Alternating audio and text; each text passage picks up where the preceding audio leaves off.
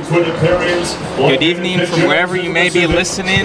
We are here at the MLB Youth Academy in Compton, California at Compton Community College as we have a Friday night action with the Conejo Oaks sitting at 4-1 taking on the home team, the MLB Academy Barons sitting at 1-3. We bring you into the booth. I'm Judo Kanye Strongline, joined alongside Sammy Fawn. And Sammy, we saw this team just about 3 days ago up in Sparky Anderson Field where the Conejo Oaks took care of business, defeating them 10-5 in a Tuesday afternoon matchup. What are you looking forward to in this game? I think I'm looking forward to the Conejo Oaks really adjusting to being on the road. This is their first road game of the season, 6 total games into this season, and you know the Conejo Oaks looking to take care of business here against the MLB Academy Barons, and we know the Barons, they're hungry for a win today. So, you know, as much as the Oaks feel good about their victory 10-5 over the Barons previously, they know that the Barons are going to be coming at them harder, and this is going to be a more challenging matchup for them today. And this begins a 2-game matchup. We're going to see the Barons tomorrow on Saturday, but back at George Sparky Anderson Field. And yeah, like you said, it was a 10-5 defeat. We saw Nate Johnson hit the second home run for the Conejo Oaks, but as we head into action here, the Oaks are up batting first. And to get things started off, we have Joel Ternero on the mound for the MLB Barons. Getting the things started for the Oaks is Tommy Kendlinger. We saw him for the first time on Wednesday versus the Santa Barbara Foresters, where he went 0 for 3 with a run, a walk, and a hit by pitch. Take strike one.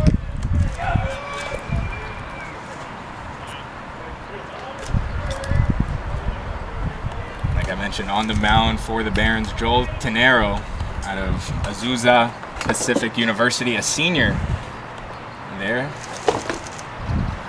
Posted a 3.0 ERA in 2 appearances, allowing 1 hit, 1 run, and having 5 strikeouts. He spent the previous 3 seasons at the University of San Diego. Now he's here for the Barons this summer. It's low for ball. Ternero, so far this season 0-1, has pitched 3 total innings, has allowed 4 hits and 4 runs. Seen a little bit of action early on in this season. The count is at 2-1. It's high for a ball. Up to 3-1 for Kendlinger. Kendlinger from Biola University. Batted .256 this past season. Started all 53 games he appeared in at 45 hits and 31 runs. Takes a strike on the outside corner for strike number 2. It's up to a full count now for Kendlinger.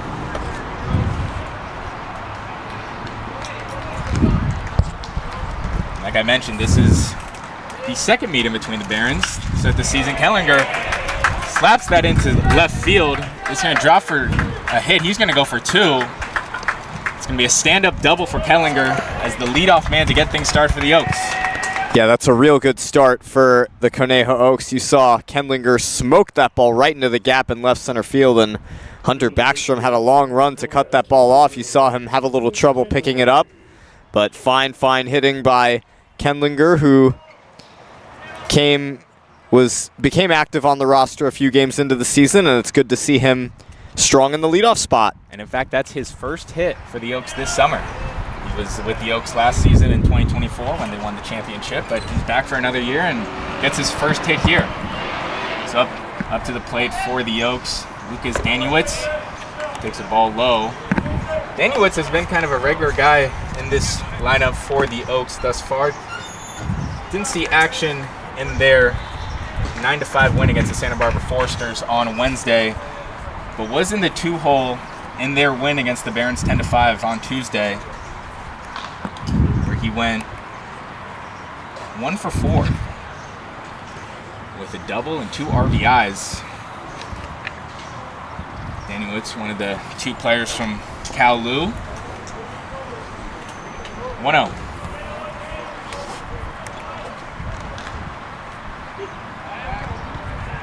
Torino steps off.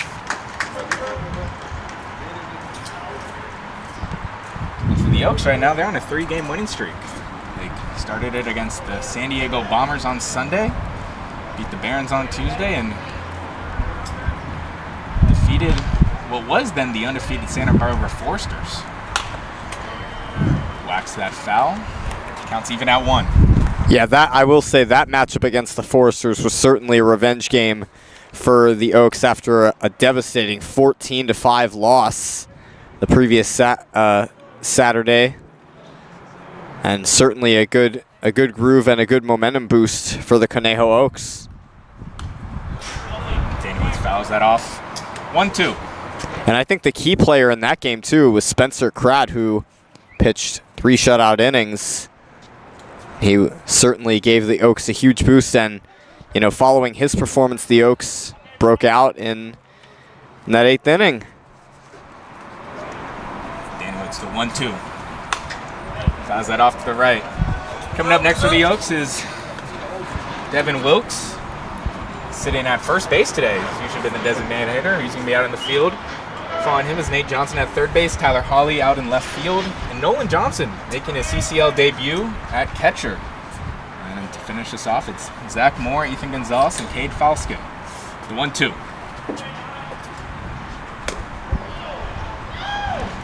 And that's going to be hit. Danny Witt's in the foot, so he's going to take a walk to first base, and now 2 batters, 2 runners on base. Brings up Devin Wilkes. Well, hit batsmen, certainly the Oaks have seen a lot of this season, and something that they've been doing a good job at taking advantage of and really punishing the pitchers and the defense for those mistakes.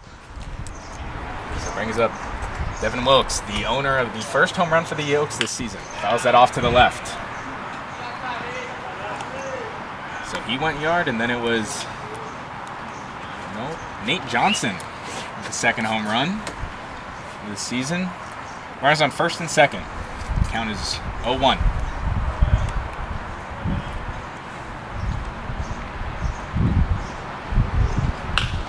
Hits that high into center field. Backstrom going to move up. Makes the play. Runners stay where they are, and that's the first out of the inning.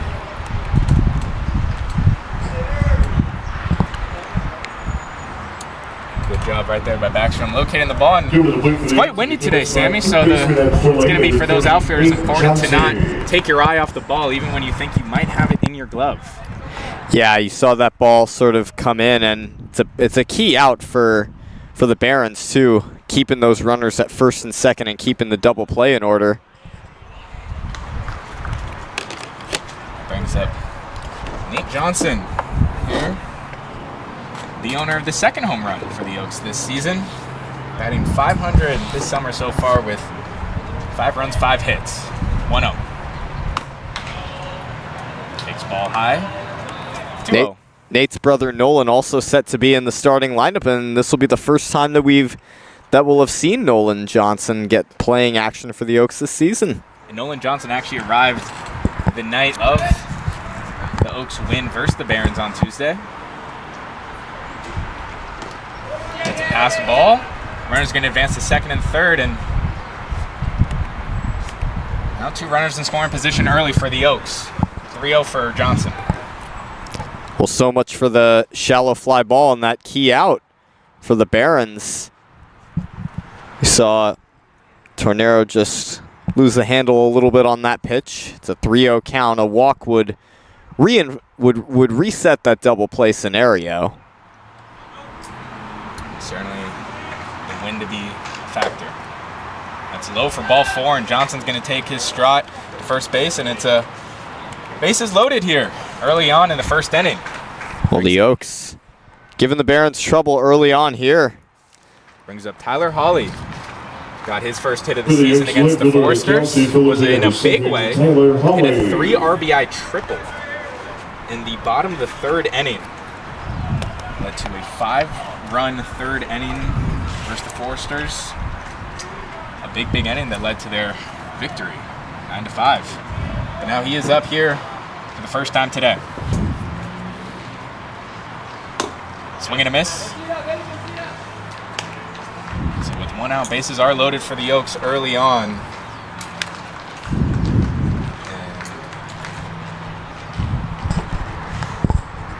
And the Oaks scored just 1 run in the first inning versus the Barons.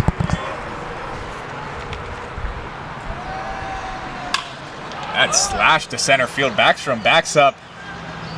He's going to make the play, but Kellinger is going to tag on. He's going to come home, and there's the first run of the game. And it goes to the Oaks, 1-0. Certainly a nice start for the Oaks, and you know, great shot there out to center field by Tyler Hawley, who's getting the start in left field today. It's not somewhere we have seen him play yet, so it's nice to see a little change and altercation in the lineup, but first run of the game scored by the Oaks. Now that brings up Nolan Johnson for his first plate appearance this summer out of the University of Miami. Grounds that to short. Plays made right there, and that's going to get the third out of the inning. So it's not before the Oaks score one. We'll be right back. There was one hit. There were no errors. There were two.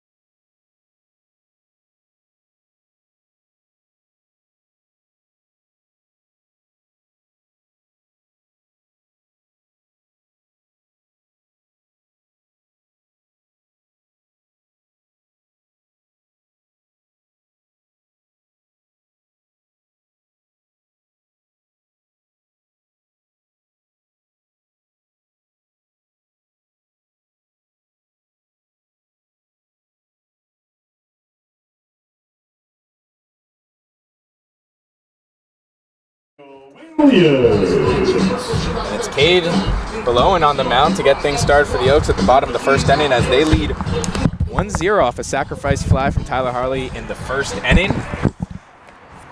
Belowen, the junior from Westmont College, already made one appearance versus the San Diego Bombers in their win on Sunday. He's here for a second time this summer. Daniel Williams fouls that off to the left. Williams from Santa Ana College batted .317 this past season, 40 hits, 26 runs, and 34 RBIs.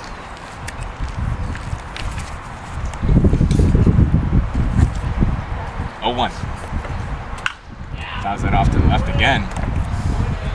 So two quick strikes for Williams. And the Barons sitting right now at just 1-3 on the season. Had their early struggles. That's high for a ball. 1-2. The early struggles, they won their first game of the season versus San Diego Bombers 6-5, and have gone on to lose the next 3. That's crushed to the right field. That's going to be fair. Daniel's going to get around that, but it's going to be a stand-up double for Williams, so the leadoff man is on base. And that was just crushed to right field. Yeah, that ball was absolutely scorched by Williams, and that's the kind of start that the Bombers need after surrendering a run in the top of the first. And also coming off of a loss where the Barons scored half as many runs as the Oaks, right? So good start for the Barons, getting their leadoff man on. That brings up Hunter Backstrom. Up to the plate.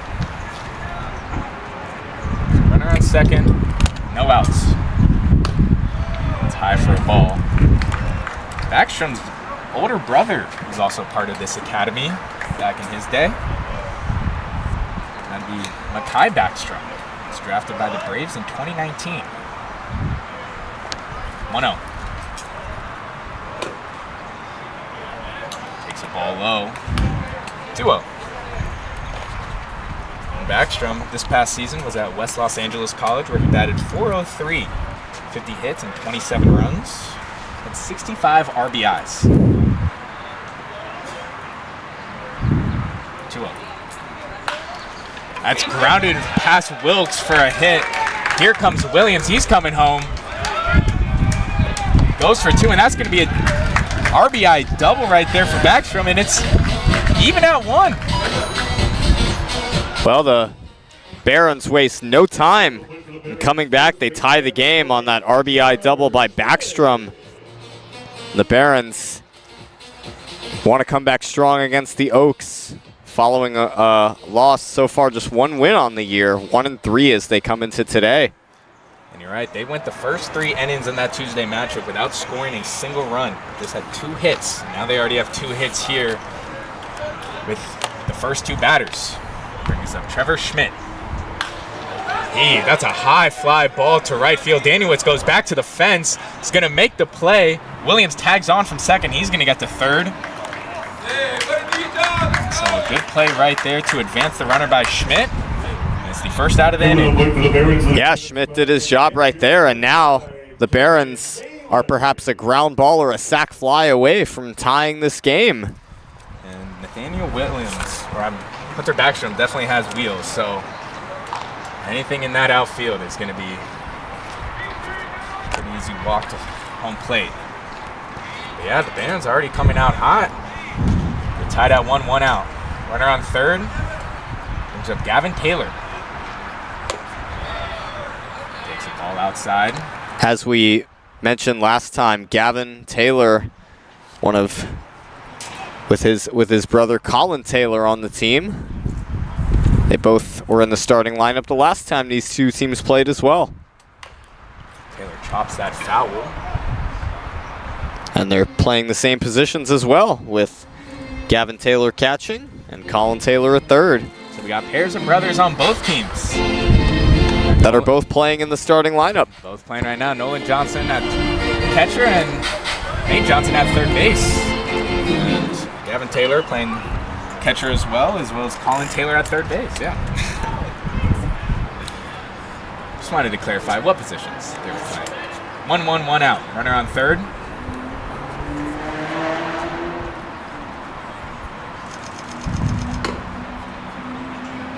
Taylor just takes a ball on the outside corner. 2-1.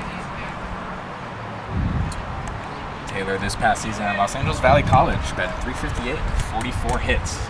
Here comes the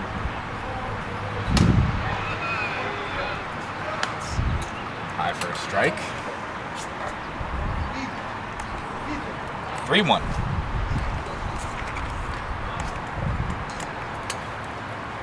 So a hitter's pitch right here for Taylor. That's a good piece of that. That's a high fly ball out to center field. Kellinger has to go back. That hits against the wall. That's going to bring home Backstrom. And another stand-up double there for the Barons. So it's 2 runs here in the first inning for the Barons as they have now taken the lead. Just 1 out and another double. Yeah, that ball was absolutely scorched out to deep center field by Taylor. And for the Barons, that is their first lead against the Oaks this season. So it's great to see them strike early. 2-1 Barons. Yeah, they trailed 5-0 in the first 3 innings. Tuesday's matchup. That brings up Jacob Klinowski. He's going to take a ball inside. And so it's already 3 doubles here for the Barons early on. 2 of those doubles, both by Backstrom and Taylor, have led to base runners coming in home. 1-0. Takes a strike. Counts even at 1. Jacob Klinowski has spent his whole collegiate career at Claremont McKenna College, where this past season he batted .284, 29 hits, and 11 runs. Runner on second. 1-1 with 1 out. Klinowski gets a good piece, but that's off to the foul.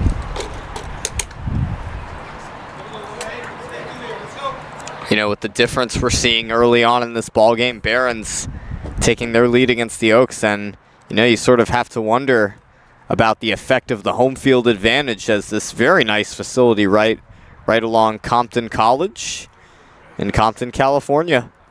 Here comes the payoff from Bologna. It's off, foul to the right again. Yeah, we are here in the MLB Youth Academy, the first of its kind in their MLB Developers program, started in 2006.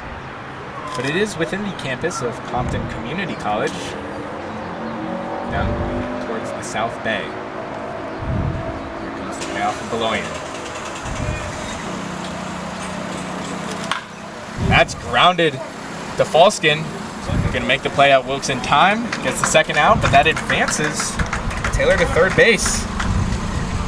So with 2 outs, the Barons have a runner on third base, and that brings up Jason Del VR.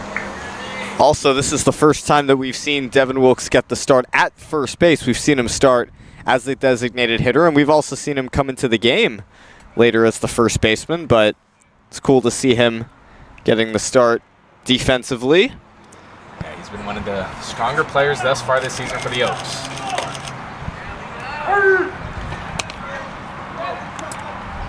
So it brings up Jason Del Villar. Played at San Bernardino Valley College this past season, where he batted .345 with 32 runs and 52 hits. Takes ball outside. 1-1. So with 2 outs, the Barons have a runner on third base as they lead here at the bottom of the first inning, 2-1. Coming off 2 RBI doubles from Gavin Taylor and Hunter Backstrom. 1-1. That's popped out foul. So while this game's happening here on this field, we have another game happening right behind us. 2 baseball games at the same time. It's 1-2. The 1-2 to Del Villar. 2 outs, runners on, just a runner on third as Gavin Taylor. Here comes the payoff. It's outside for a ball. Counts now even at 2. Yeah, and one of the coaches in that other game that's going on actually happens to be my friend Michael Richardson, who is about to be a senior at Cal Lutheran. There you go. So wherever Sammy goes, he always seems to find more Cal Lu alum or Cal Lu actives. It is true. Counts even here at 2 outs. Just outside for a ball, so brings it to a full count. It's good awareness by Del Villar to keep his swing just back enough. Just a little bit of wind here, but it is a beautiful Friday evening here down in Compton, California. The payoff. That's a bad foul. Johnson tries to retrieve, but that goes over the home plate fence. And we're back to a full count. Definitely really cool to just be at this place where, you know, the start of a lot of Major League Baseball players' success had started. We see some names in the outfield, like there's Ghost's Tigers logo, Anthony Ghost, Jonathan Singleton of the Houston Astros, Trace Thompson of the Los Angeles Dodgers, and many more. Fouled off again. So Villar staying alive here. Still a full count, 2 outs, runners on third. Yeah, you're correct. You can see quite a few names back there in the right field and the left field. It's great representation. Obviously a program that looks to uplift one of the more underserved communities here in Los Angeles. Back to a full count, 2 outs, runner on third. That's line drive grounded. Gonzalez in time. So that gets the third out, but the Barons take a 2-1 lead as we head to the second inning. There were 2 runs on 3 hits.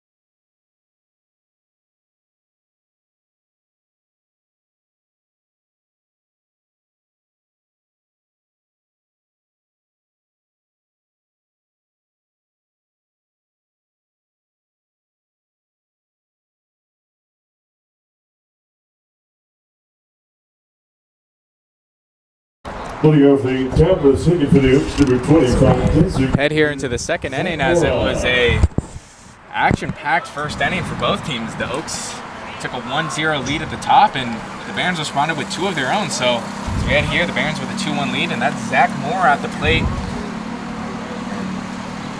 Tenero gets his second inning of action. Zach Moore we saw just briefly in the game versus the Barons on Tuesday, but exited just after the first inning after he was hit by a pitch. Takes low for ball 1-1. So, had a few injuries here thus far this season for the Oaks. Jonathan Smith still out today for the Oaks, was hit by a line drive during BP. Moore checks the swing and they're going to call it a strike. He went around. Yeah, and candidly, we're still waiting to hear back on the word on Smith. We certainly hope he's okay. We know that the Oaks and the trainer, Yoshi Shiratori, was really looking after him, so just hope for the best for him. The 1-2. Moore takes the ball low. Yeah, it had happened in the batting practice in Wednesday's warm-ups versus the Santa Barbara Foresters. Just got hit by a line drive, and what we know is the job, but we're not gonna. Moore rips that fair.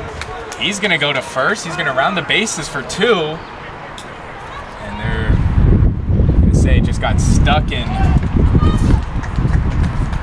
just the wall at the left side of the field. So double to start this game, or start this inning.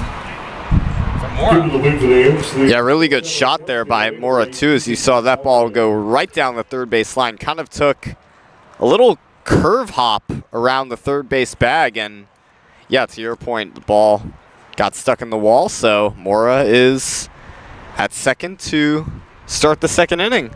Brings up the shortstop, Ethan Gonzalez. Takes the ball high. He was 1 for 4 on the win on Tuesday with an RBI and a run.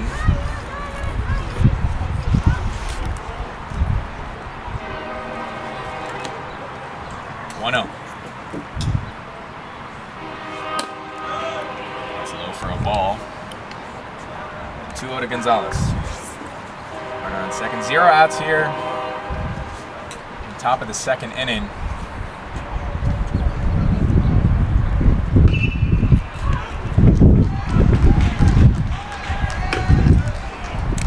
Takes a strike. 2-1.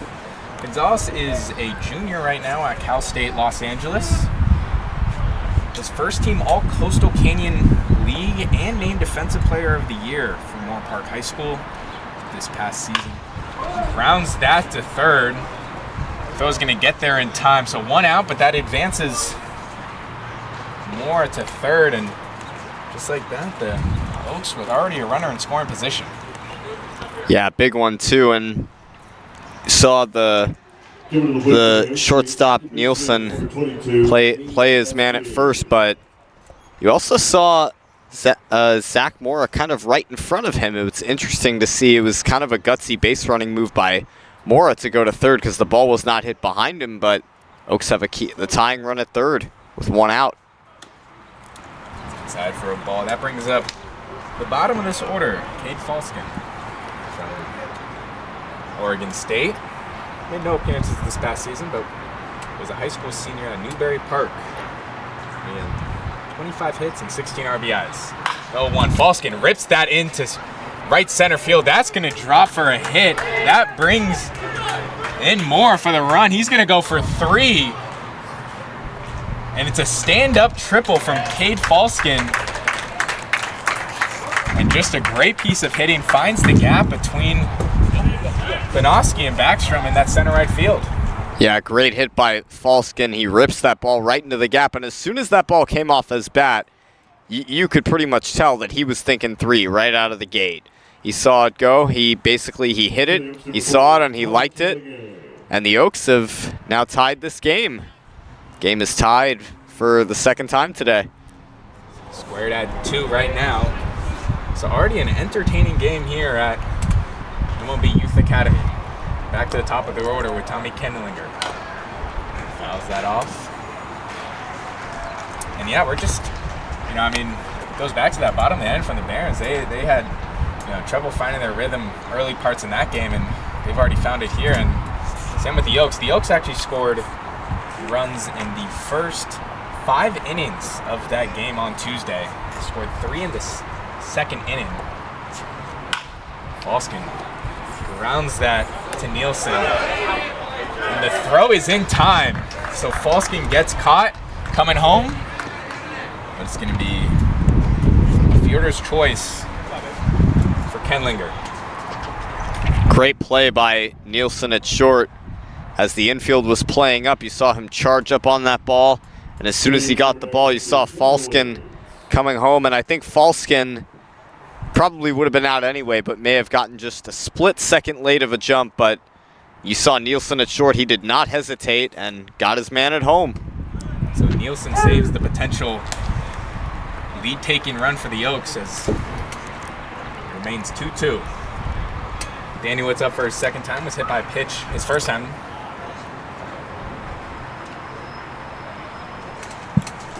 Gennaro tries to get the kickoff at first, but Kendlinger's going to stay safe. So 2 outs, runner on first. Danielitz 0-1. Danielitz chops that to Nielsen. Nielsen just going to step on the bag, and that gets the 3rd out of the inning. So the Oaks respond with one of their own as this game's squared at 2 as we head to the bottom of the second inning. For the Oaks, there was 1 run.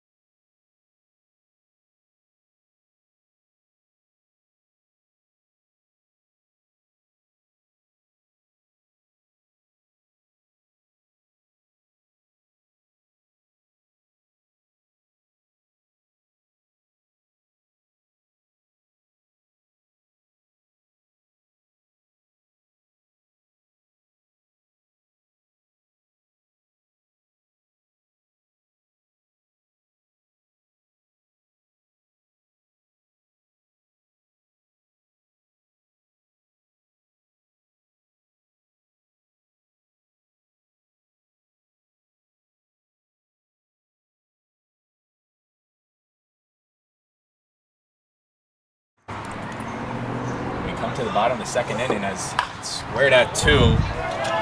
Lujan just pop fly to center field, and Hillinger gets under it, and 1 pitch, 1 out. Give to the plate for the Barons, shortstop number 8, J.J. Beloyan begins his Nielsen. second inning of action, and last time we saw the Barons, they scored 2 runs off 2 RBI doubles from Backstrom and Gavin Taylor. So it brings up J.J. Nielsen. Takes the ball on the outside corner.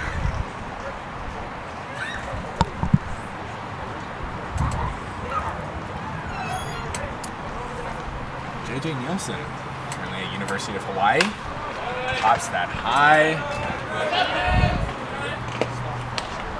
Ball just bounces right in the concourse area here at the MLB Youth Academy. Fortunately, the attendees don't wear baseball helmets, just caps. 1-1, 1 out. Takes a strike on the outside corner. Great job by Beloyan to paint that corner with a fastball. And so J.J. Nielsen, a dual athlete. He's a 3-star quarterback coming out of high school. Baseball player. 1-2. Grounds that straight to Beloyan. Beloyan's going to pitch it over to Wilkes, and that's going to get the second out. So 2 batters, 2 down. Give to the plate for the Barons, third baseman number 13, Colin Taylor. Now that brings up the last in this order, Colin Taylor, the brother of Gavin Taylor, responsible for one of the runs scored here. Gavin Taylor had that RBI double to bring in Spencer Backstrom for the second run, but now it is Colin Taylor's turn.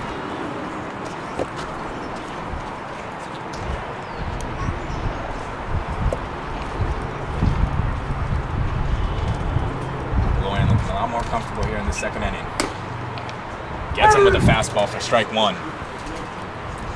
So already 2 outs for the Barons. A very different inning, as the Barons already had 2 runs by their second out. It's popped high. Well, Wilkes just can't get to he kind of leans over the wall trying to make the catch. Not able to get there in time. Count is up to 0-2 for Taylor. Colin Taylor at Abilene Christian University going to Abilene Christian University. He attended Los Angeles Valley College this past season, where he batted .209 with 14 hits. He's down here 0-2. Beloyan with the payoff. And that's down the middle for strike 3. So 3 up, 3 down as we head to the top of the third, and we're still squared at 2.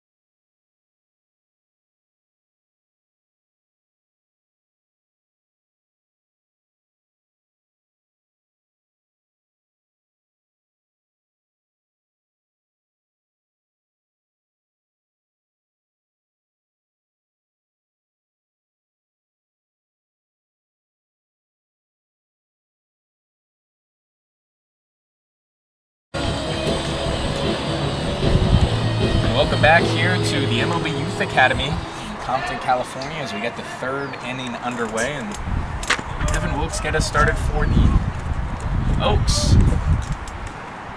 This time we saw Wilkes pop fly to center field. Backstrom backs up for this one. It's playable, and he gets the out. So Wilkes is out, and that brings up Nate Johnson for his second time. Number 33rd baseman, Nate Johnson. We are working on getting the scoreboard up for you guys. Just one out right here for the Oaks. Assuming that, trying to work through it, but it brings up Nate Johnson here. Walked his first time. That's high for a ball, 1-0. So you mentioned it, Sammy, earlier, but just kind of the program that is run here by the MLB Youth Academy. They have 13 MLB alums. It's in there for a strike, 1-1. When we look at, there's a long list of still current players. Aaron Hicks for the Angels, JT Crawford, Dominique Smith. It's in the ground, in the dirt, ball 2. 2-1.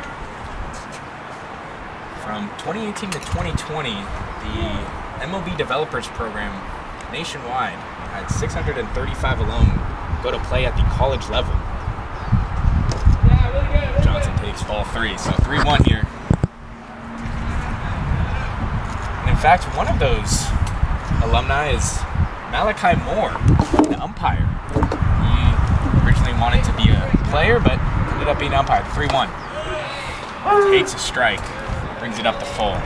Does go to show, too, that, you know, it's not just the players who are trying to move up to the big leagues and develop themselves. It's umpires, it's people working in game day operations, broadcasters, everyone who works around sports. Johnson just pops it up, and Nielsen's going to get under it for the play. So 2 up, 2 down in the third inning. As that brings up Tyler Hawley back to the plate. For the youngster reception, Taylor Hawley. So the Oaks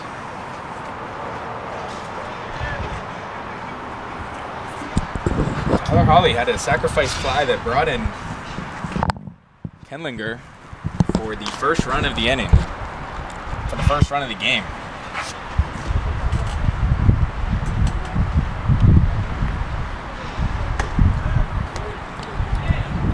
Takes inside for a ball.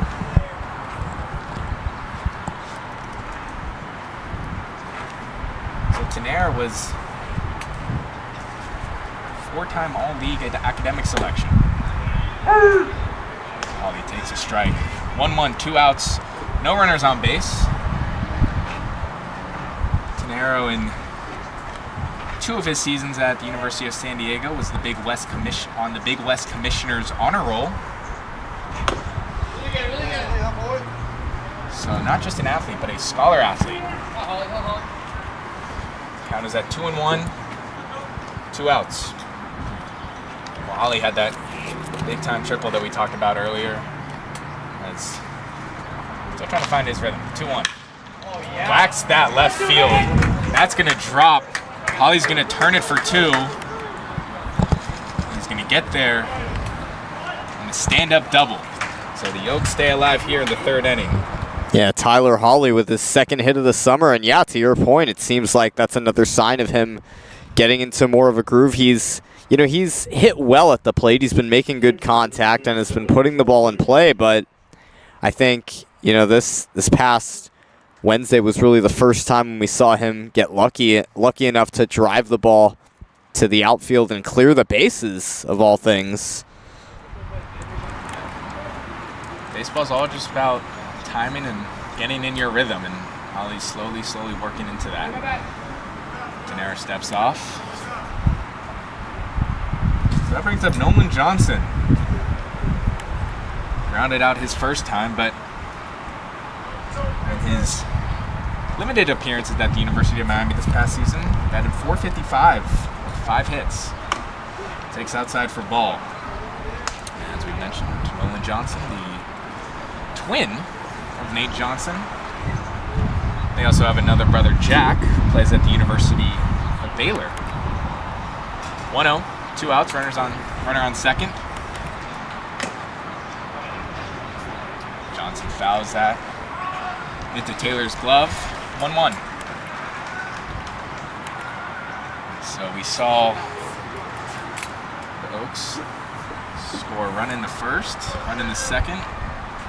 The Barons got their 2 runs, the bottom of the second, off 2 RBI doubles. Johnson fouls that off to the right. And I will say, you do have to be a little careful if you're just walking in the concourse here, the MLB Youth Academy. There's really not any protection, and there's a lot of open pavement. So there's no warning that says you should wear a baseball helmet, but I would highly suggest it if you do plan to visit, or at least if you're going to walk on the concourse. 1-2 to Johnson.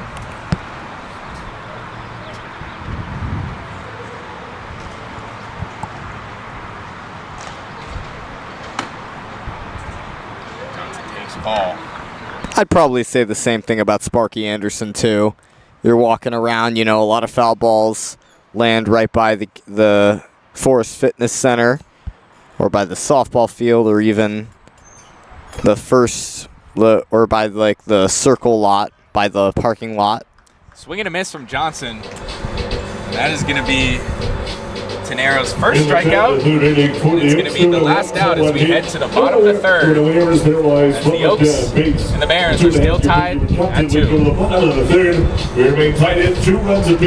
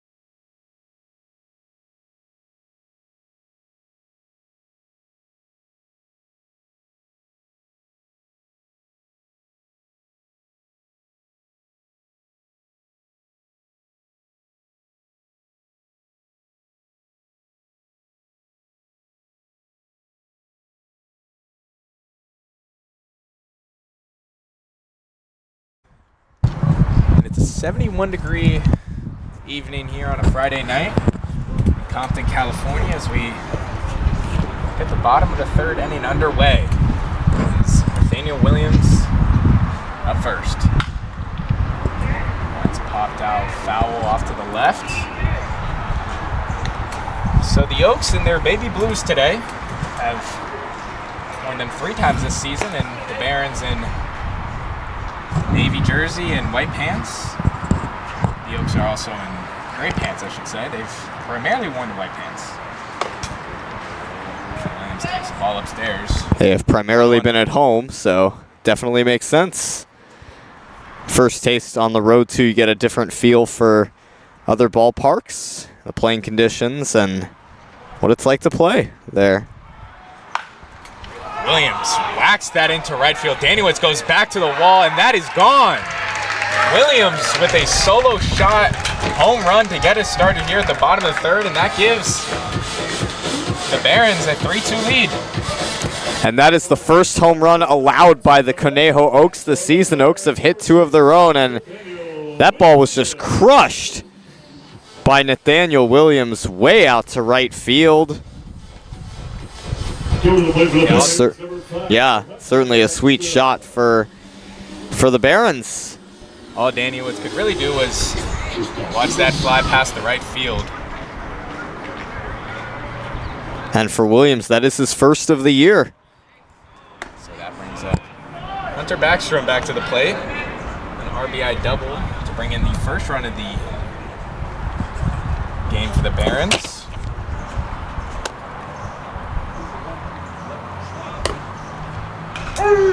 Take strike two. It's down 0-2 early here.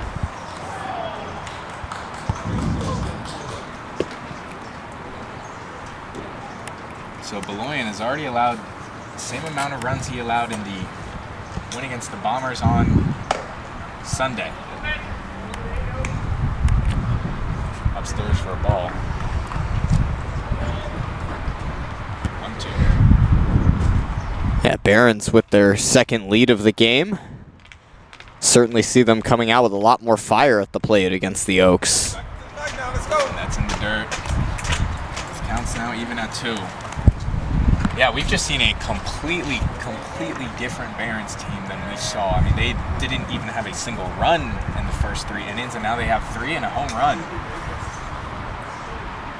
2-2. Backstrom just pops that into left field. That's going to drop for a hit. Kellinger's going to get the throw. Not in time. Backstrom just slides safely. So a second double for Backstrom. Well, to begin with, from the moment that ball was hit, you know, looking at the way it was hit, it was clear that that ball was going to fall into the outfield right in front of Tyler Hawley. And then Backstrom, yeah, gutsy base running. I think he caught Hawley a little off guard, because on a play like that, where Hawley was standing, you'd think he'd have a clear shot throwing the ball to second base, basically, you know, without a hop. But great hustle, bang, bang play at second, but he's in scoring position. So that brings up Trevor Schmidt. Popped out his first time. It's in there for 1. Backstrom attempts to go to third. The throw is in time from Nolan Johnson. So he ran the gamble and didn't cash out. Well, Oaks weren't caught off guard a second time. Great throw to third by Nolan Johnson. As we mentioned, this is his first game that he's played against the Oaks. Came in earlier this week from Miami. If my memory doesn't deceive me, Backstrom definitely was gutsy in that game against the Oaks on Tuesday with trying to steal third. This time he gets caught. So 2-0 for Schmidt. Chance to swing. They're going to call it a strike. They're going to say he went around.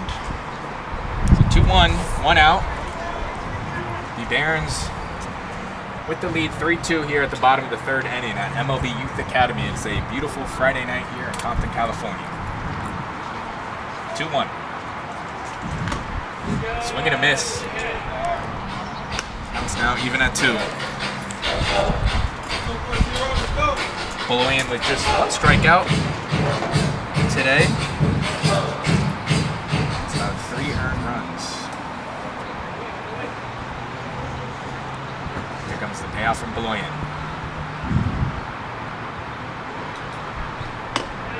It's down the middle for strike 3. Schmidt's looking, and he's out. So 2 down here. Give to the plate for the Barons in the cleanup spot, number 25. Well, great pitch location by Caden Beloyan, and you know, certainly some help to start out with Backstrom being caught stealing, but good momentum rebound by Beloyan after allowing the home run to Nathaniel Williams. Oaks have 2 outs against the Barons.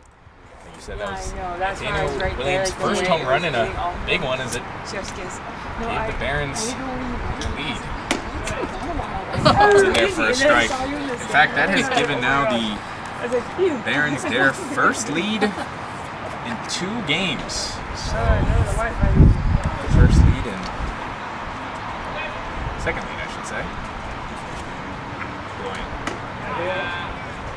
In their first strike. 0-2 to Taylor.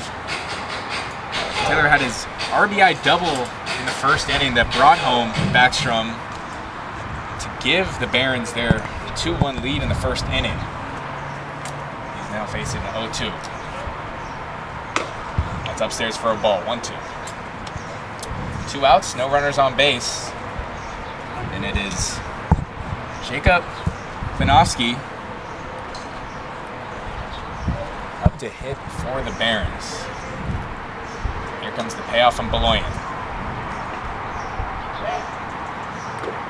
It's in the dirt for a ball.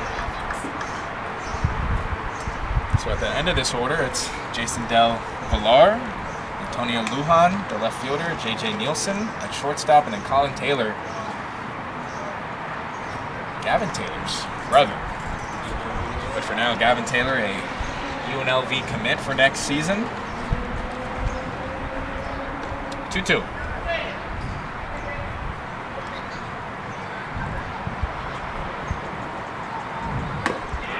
That's in there for strike 3. So the third strikeout for Beloyan as we head to the top of the 4th, but not before a Nathaniel Williams home run gives the Barons a 3-2 lead. Is there was no one left at base. As we complete your top 10, we go to the 4th.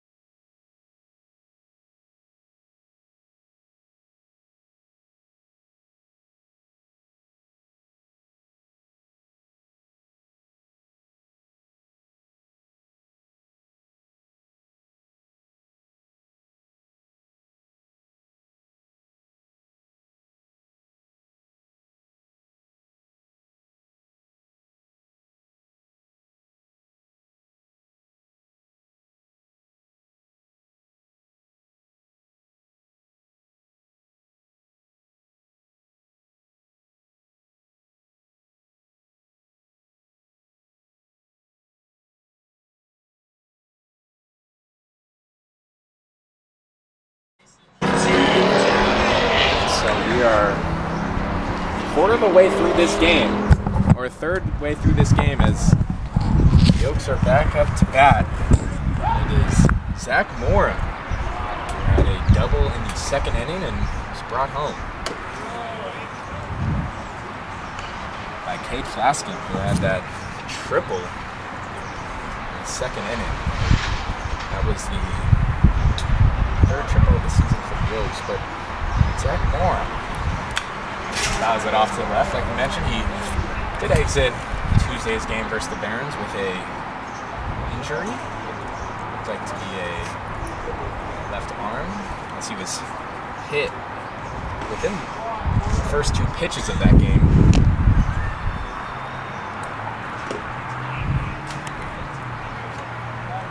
Fouls that. Counts 1-2. Yeah, good to see Mora get started early. As you mentioned, him exiting early after a hit by pitch. It's, it's interesting to think about, it's to think about the well-being of a player right after that happens and how they can come back. And that's in there for strike 3. So Tenero gets his first strikeout of the game. Caught looking. And that brings up Ethan Gonzalez. Grounded out his first time today.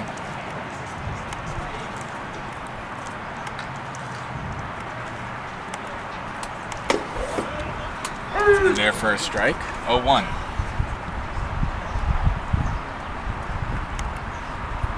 So this past season at Cal State LA, Gonzalez had 47 hits. Swing and a miss. 0-2 to Gonzalez. And 15 RBIs, just 1 home run in 51 games played. Gonzalez filling in at that shortstop that we've mainly seen Brady Hewitt. 0-2. Gonzalez chops that to Williams. Williams throw in time. So 2 up, 2 down for the Oaks. And that brings Cade Flaskin, who had the RBI triple in the second inning, and then was caught coming home in the second inning in a throw by the shortstop Nielsen, preventing what would have then been the game-leading run. Takes the ball inside. Cade Flaskin played his high school ball at Newbury Park. He was 1 for 3 in his debut on Wednesday versus the Santa Barbara Foresters. Had 2 runs, 1 walk, and 2 strikeouts. 2-0 to Flaskin. Swing and a miss. Strike 1. So Flaskin not particularly the biggest guy, just standing at 5'8", 160. But certainly has tons of speed that we saw there on the triple in that second inning. So like we mentioned, the Oaks and the Barons will face off tomorrow, 4 p.m. at George Sparky Anderson Field. Flaskin takes the ball, and that's going to be a walk. And they'll head to first base. Yeah, I think from the times that we have seen Flaskin this season, we've certainly seen him make statements with his bat and show early on his impact on the team. And back to Kenlinger, another guy who, you know, seeing him in the leadoff spot now a couple times, saw him come in a few games ago, come into the game later in the game, but he's been making his impact early on as well. Yep, 1 for 1 on the day, with a double and a run. Fielder's twice in the second inning. 0-1 to Kellinger. He's one of the check at first. Flaskin slides in time. But yeah, when you look at most of this team, and we've talked to Coach Solis earlier in this season, you know, it's growing for everyone. Flaskin goes, and the throw's just not going to go, so Flaskin gets a stolen base. And that's going to now put an Oak in scoring position. It's 1-1 to Kellinger. 2 outs. Runner on second.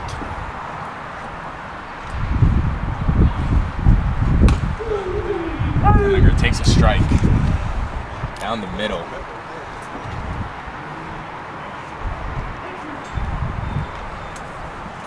So it's 2 early outs before a walk and a stolen base by Flaskin. Now has Oaks in scoring position. The 1-2. That's in the dirt. Flaskin just dancing on second base. Gavin Taylor. I've seen a few Oaks that have been dangerous when they get on the bases. One of them being Jonathan Smith, Isaac Veal, both not in the lineup today, but 2-2. It's outside for a ball. Brings it up to a full count now for Kenlinger.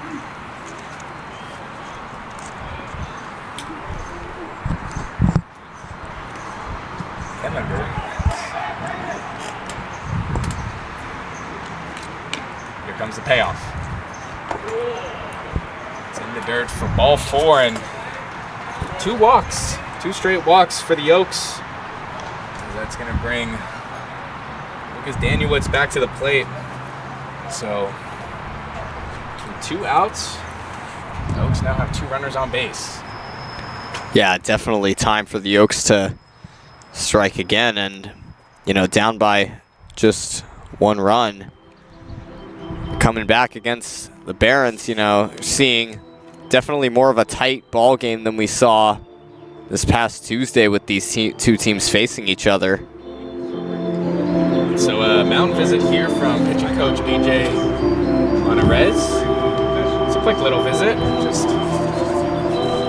giving the confidence to his pitcher, Tenero, who has gone 3-4 innings of work here on a Friday night, and we appreciate you guys joining us along as the Oaks are at match day 7 here in the California Collegiate League. They sit at 4-1 right now in the South Division.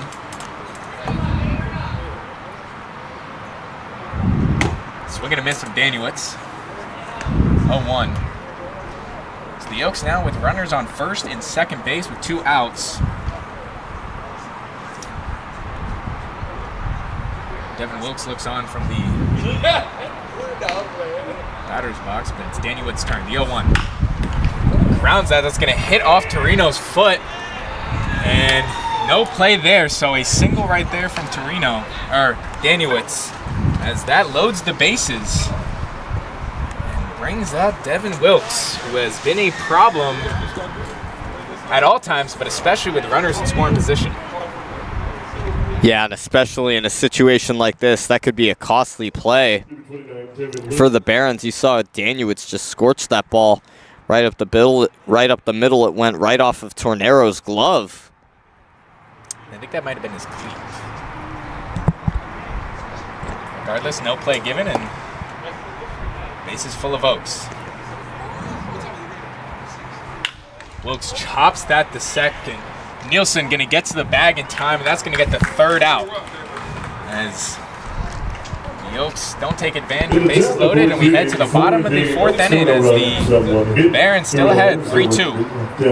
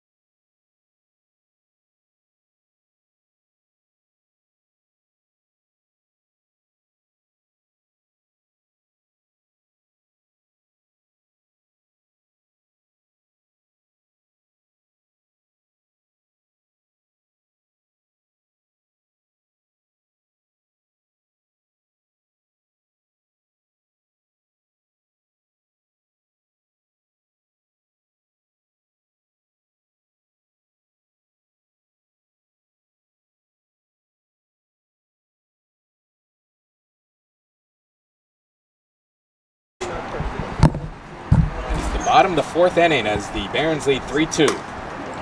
Is Gavin Taylor back to the plate. 0 for 2 on the day with 1 strikeout. 0-1.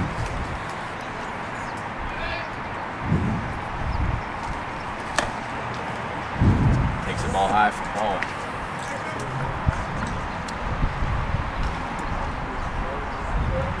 So, like we mentioned, the MLB Youth Academy, founded in 2006, aimed to set the standard for baseball and softball instruction. The 1-1. It's upstairs for ball 2. It also aimed to teach and educate in urban America and enhance the quality of life for the surrounding communities. 2-1 to Taylor. Swing and a miss. Down out. Comes up even at 2. Yeah, I think serving a community that's not only underserved but also in an area that can be deemed not the safest, and creating a safe environment where people can come together and play baseball and form teams. It's an empowering action and move. 2-2. Taylor hits that high into center field. Kellinger takes a few steps back and gets the out. So 1 down. Coming to the plate for the Barons, number 23, designated hitter, Jason Telvion. As someone that has played just team sports growing up my whole entire life, just being part of a team it's always a special thing. Whatever sport you may play, it always brings a lot of camaraderie, and can almost bring you closer to the game, and obviously form some brothers for life, whether you play for them for 50 years or even just 4 years. That's inside for a strike. Good fastball right there from Beloyan, who begins his 4th inning of work. So we've seen both pitchers now go 4 innings, which has kind of signaled the maximum time on the mound for any pitcher we've seen thus far this summer. Another fastball right there for a strike. 0-2 to Klinowski, who grounded out his first time. And the Barons are just one of the many opportunities here at the MLB Youth Academy. They provide free year-round baseball and softball training, as well as opportunities to participate in educational assistance. That's upstairs for a ball. Opportunities also include college scholarship attainment, baseball location programming, such as umpire camps, as well as broadcasting training. And they got a broadcaster of their own in the booth today, Noah.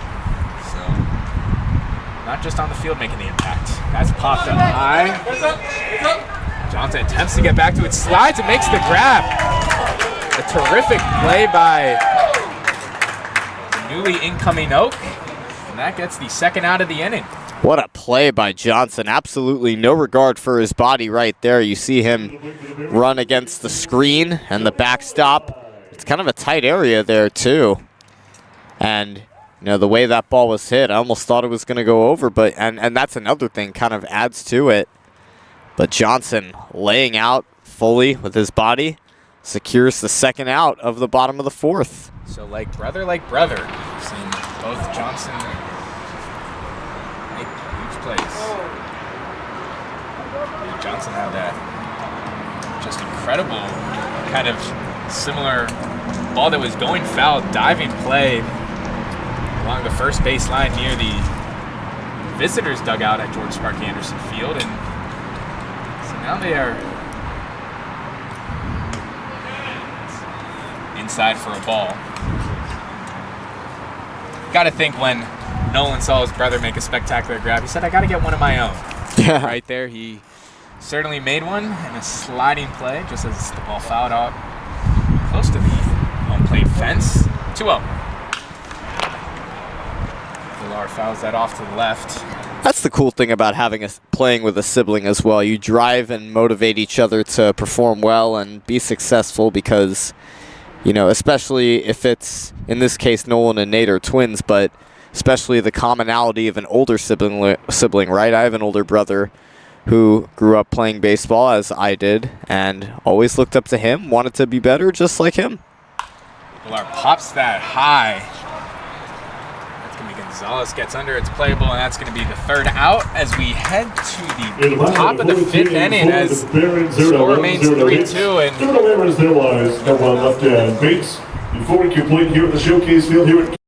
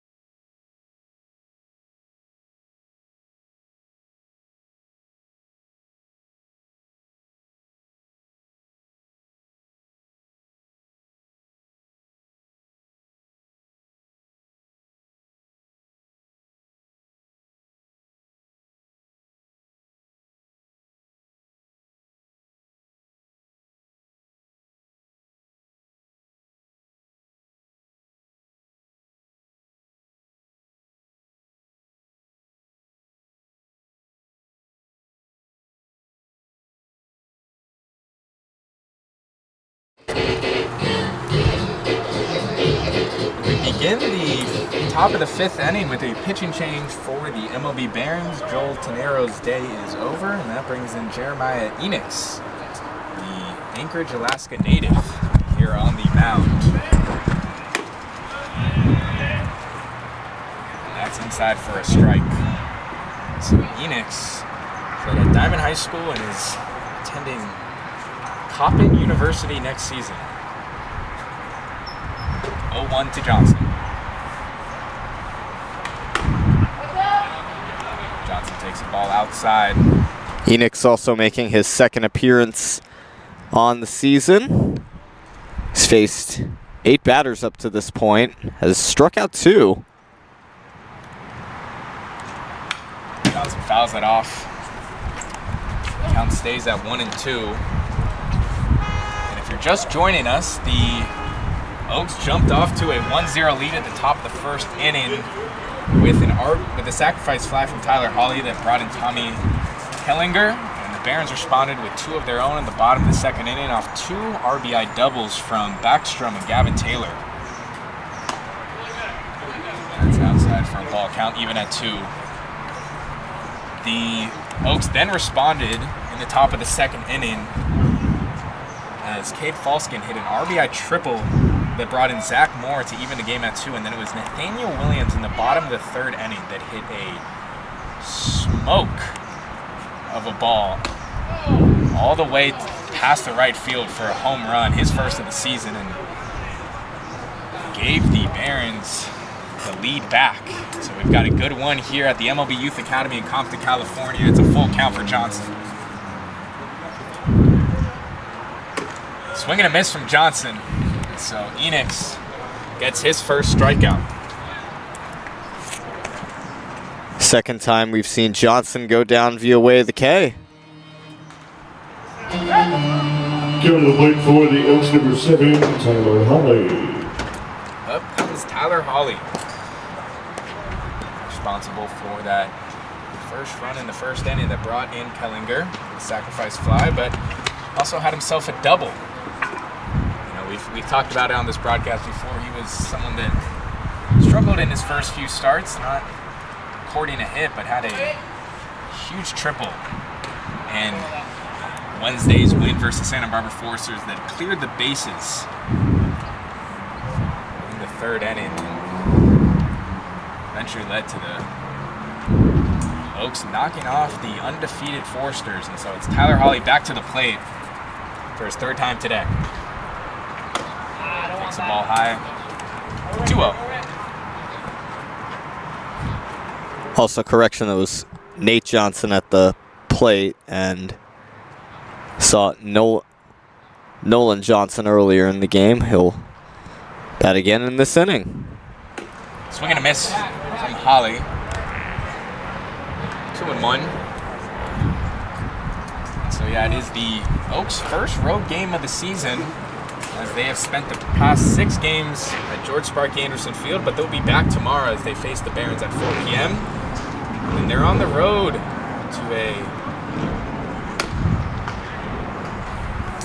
one of the classic stadiums here in the Los Angeles area, the Jackie Robinson Stadium in Pasadena, as they will take on the Royal Seco Saints on Sunday at 6 p.m.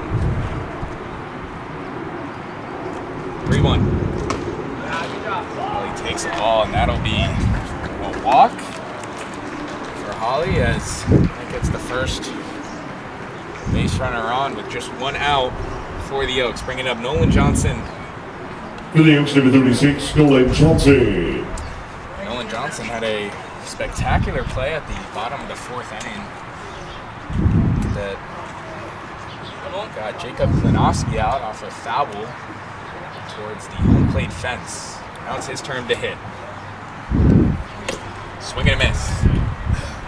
Nolan Johnson 0 for 2 on the day, but he is making his CCL debut. He has just landed back in California from the University of Miami on Tuesday night, same day that the Oaks defeated the Barons 10-5. So, swing and a miss from Johnson, strike 2. So he's just getting back into rhythm for the Oaks. in 2024, the Barons were 0-7 in all of their meetings versus the Oaks. 0-1 to start the season. Enix checks at first. So 0-2 to Johnson, 1 out, runner on first. If you're just joining us, I'm Jito Cunnings, joined along Sammy Fawn. And we do apologize for the scoreboard issues we are having today, but 0-2 to Johnson, 1 out. Johnson fouls that off.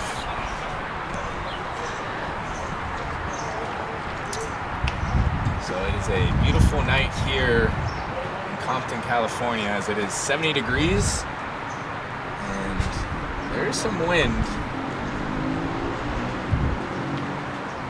At 6 miles per hour heading east. Seen him play a little bit of a factor today. Johnson fouls that back again. It's a good battle put on by Nolan Johnson. Here we've talked about the Johnson family, Nate and Nolan obviously being twins. His dad, Kevin, playing in the Expos organization at the time. Yeah, baseball runs in the family for quite a few guys here on the Oaks squad. You could say it's in their DNA. And, they're looking to carry on the family tree of baseball players. Also, the Nate and Nolan's older brother, Jack, playing baseball at Baylor University. So the 1-2 for Johnson.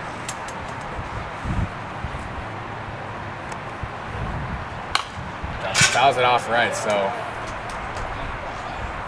4 straight foul balls by Johnson.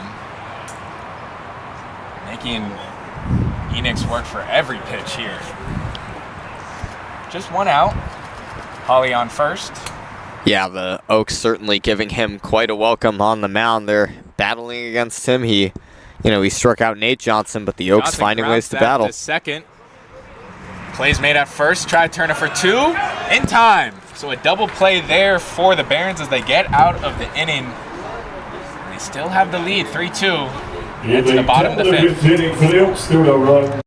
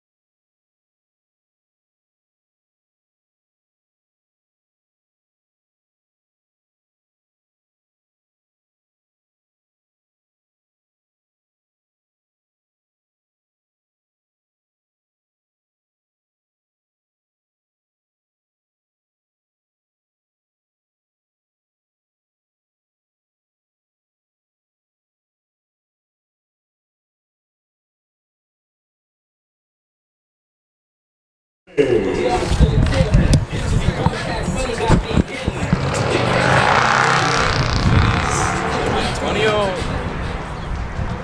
John. I apologize.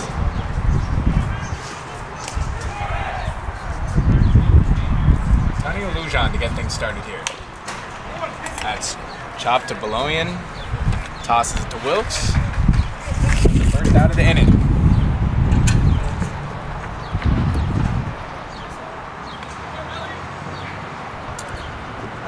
Next coming to the plate for the Academy Parents, number 13, Colin Taylor. Shot to Beloyan, and Beloyan entering his 5th inning of work, which is the first time we've seen an Oaks pitcher go more than 4 innings.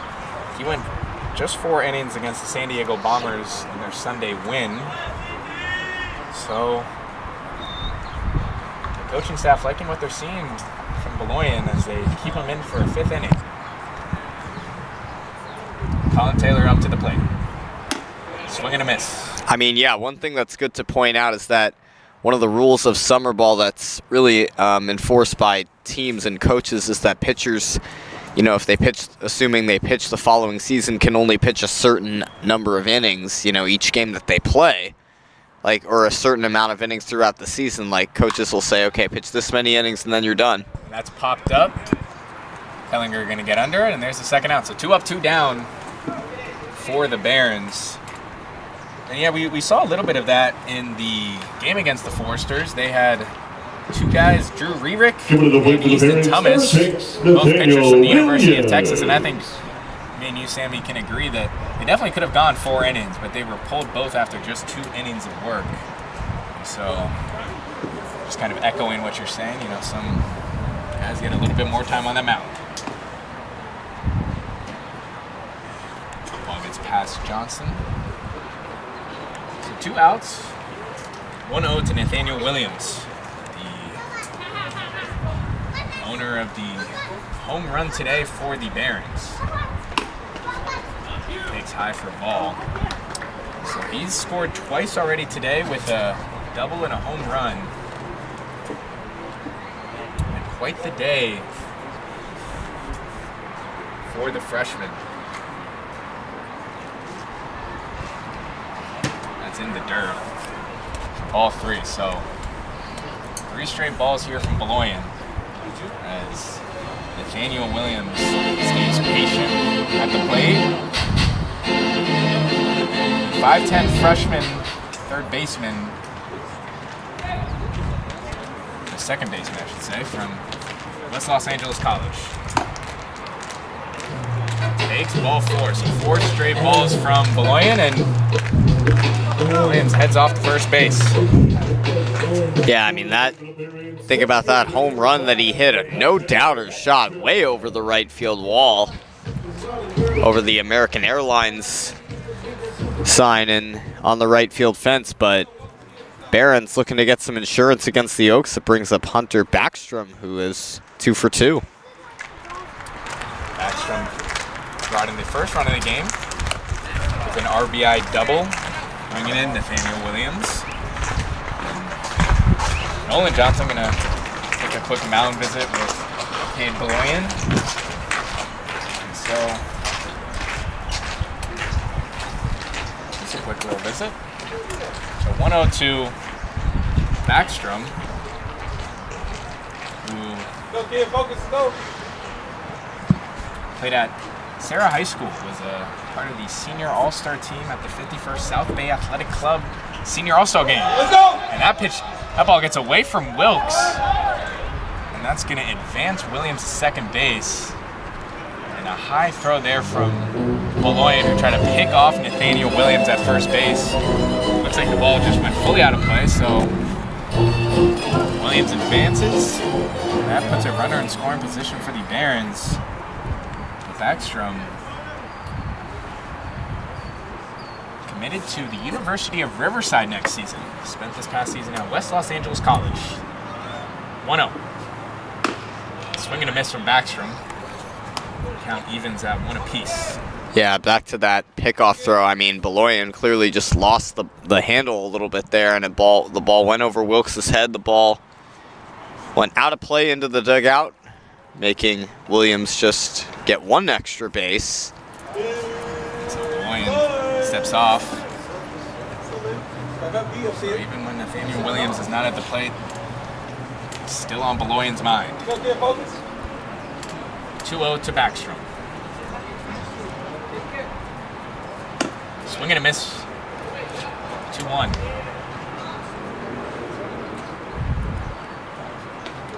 Backstrom. 50 hits this past season.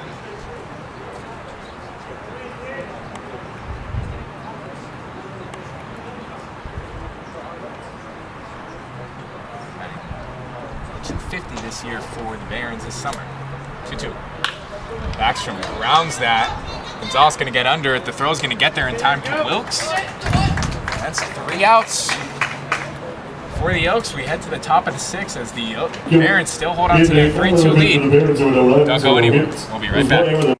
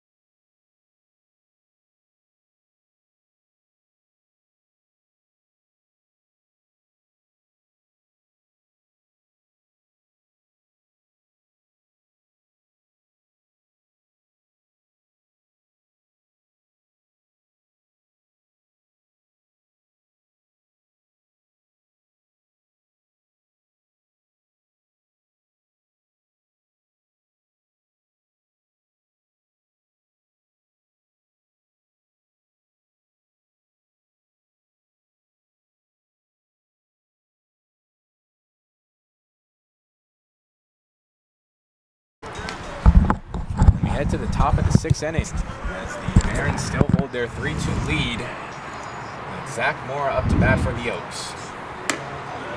Takes a strike. So after what was a action-packed 3 innings, both teams have come up with donuts in the past 2 innings. It's been more of a defensive showcase in innings 4 and 5. Moore pops that high into shallow infield, and Nielsen gets under it, makes the play, and the first out. So that brings up Ethan Gonzalez to the plate. Also, we do want to clarify the Oaks will be at home all of this weekend. Home tomorrow against the Barons, and then home again on Sunday against the Arroyo Seco Saints. Next road game will be next Friday on the 20th at Orange County against the Riptide, a 7 p.m. game.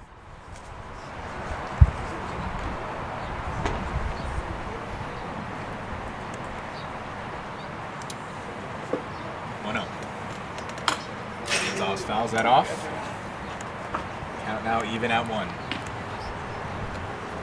So this is the second meeting of 6 matchups that we will see the Barons this season.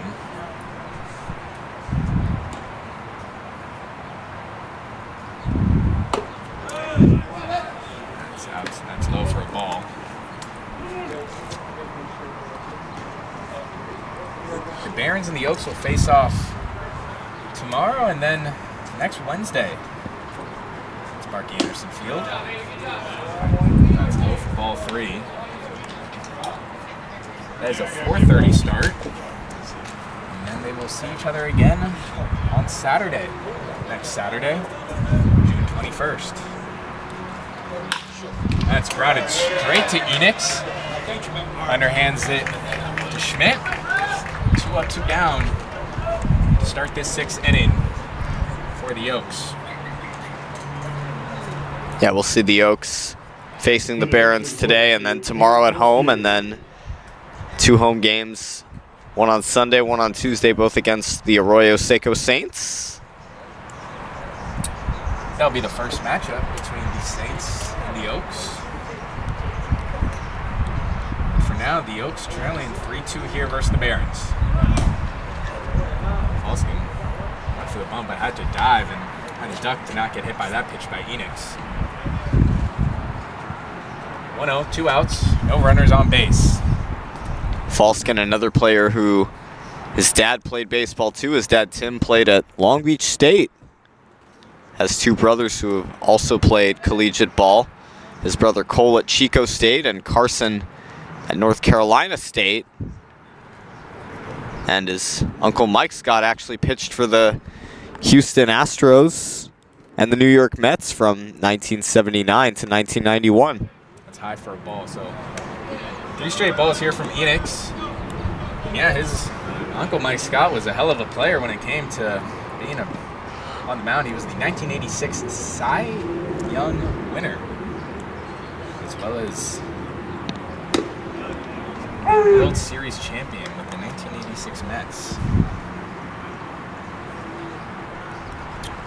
Falskin in high school at Newbury Park earned the Golden Glove honors just as a freshman. Falskin, premature walk, but count is up to full. Yeah, Enix has certainly done well with holding down the fort and keeping the Barons' 1-run lead heading through this ball game. Swing and a miss. That is Enix's second strikeout. That'll take us to the bottom of the 6th inning. We'll be right back. 40 M's, no runs, 0 hits.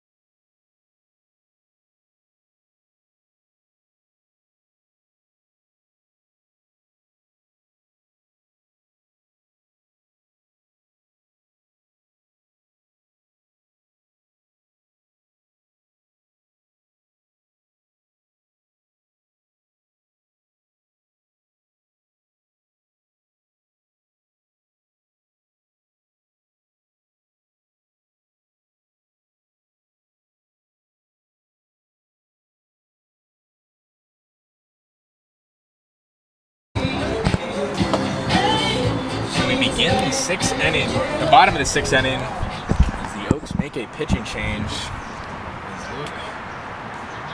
Cesaris out of Los Angeles Valley College. Teammates with Spencer Kraut, another pitcher here for the Oaks. That's in the dirt for a ball. Cesaris has already made 1 appearance this year against the Foresters in the Oaks' 14-5 loss. Pitched 1 inning, allowed 3 runs, 3 hits, and 2 strikeouts, and faced a total of 9 batters. That's hit well on into center field. That's going to drop for a hit. Kellinger is going to get under it, but it'll be a base hit there for Trevor Schmidt to get things started for the Barons. Nice piece of hitting by Schmidt. He's got his first hit of the day. And yeah, Luke Cesaris, his past 2025 season, made 7 appearances. He went 0-1. He struck out 6 batters through 8 cumulative innings across his 2025 season. Now it's Gavin Taylor. That's in the dirt. That's going to bounce off of Johnson's knees, and that's going to advance Schmidt to second base. Kind of just took a funny bounce off Johnson's knee and flew towards the Oaks dugout. So Barron's able to advance Schmidt. And that still leaves Gavin Taylor at the plate. 1-0. Taylor fouls that off to the left. Taylor, as a catcher last season, was 2025 All-Western State Conference first team.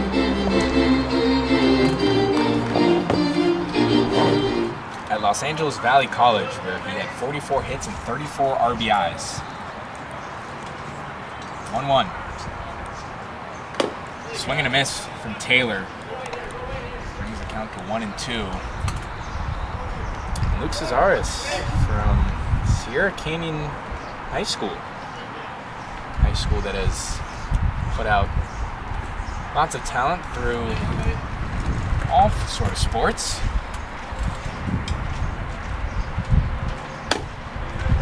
Cesaris just outside for a ball. You know, I don't mean to sound biased here, but Sierra Canyon did produce Juju Watkins, one of the best women basketball players in the country, college women basketball players, I should say. I've been fortunate enough in my past 3 seasons at USC to watch and cover her. It's the 2-2. Swing and a miss. And Cesaris gets his first strikeout. And the first out of the inning for the Oaks. Yeah, it was great to see, you know, Watkins, the way she performs and carries the team through March Madness, and it was tough to see her go down with her injury. It was a very tough watch, and you always want the best, whether opponent or team. And she'll be hopefully back stronger next season. Off goes Schmidt, but it was fouled off by Villar, and Schmidt will return to second base.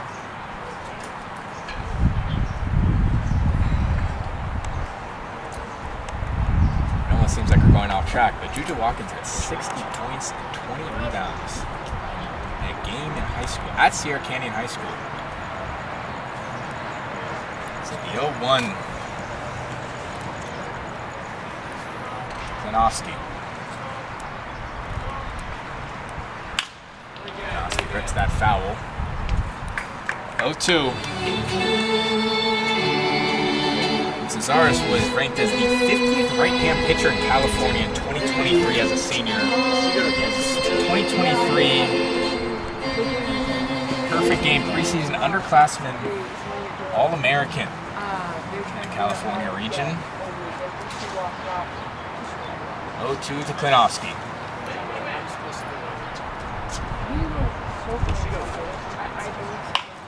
That's ripped high into center field. Kellinger moves forward to get it. He does.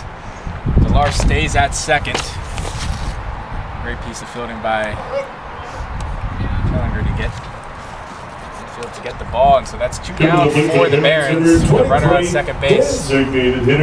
Another big out, and not a productive out for the Barons, as it has been a 3-2 ball game for the last 3 innings now, and you know, the Oaks still chasing just 1 run, and of course no lead is safe, but the Barons, this is definitely their best opportunity so far to get insurance.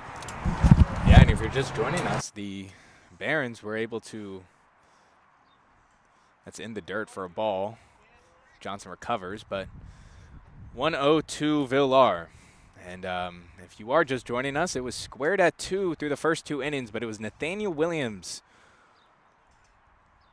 broke it open for the Barons to take a 3-2 lead with a solo shot home run at the bottom of the 3rd inning. That's ripped fair down the second base. Here comes Schmidt. He slides. He's home, and off goes Villar, who's going to get there safe. So an RBI double from Jason Del Villar.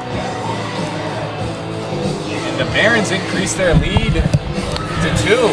Right on cue, the Barons get their insurance run, and a key hit by Jason Del Villar right up the middle. And you saw Trevor Schmidt race home all the way from second base. It was a good throw to the plate by Kendlinger, but not in time, and of course that allowed Del Villar to go to second. That brings up Antonio Lujan.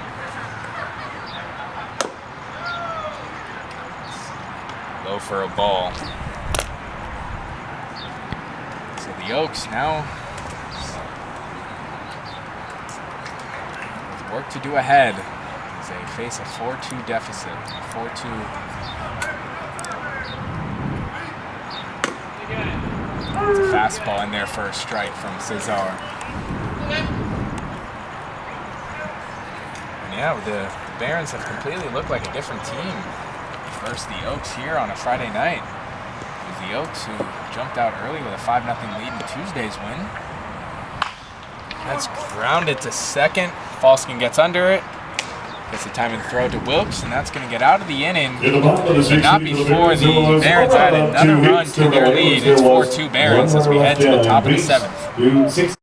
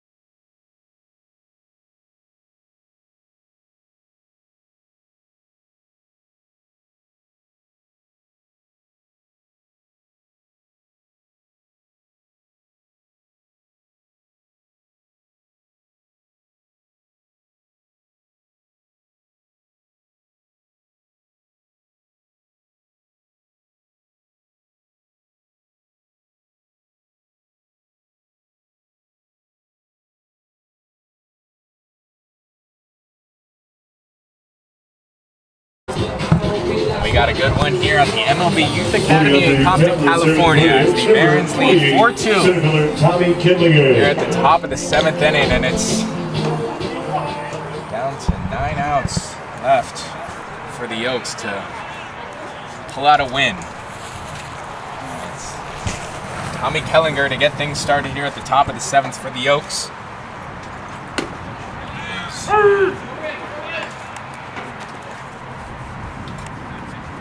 1-for-1 on the day with a double and a walk.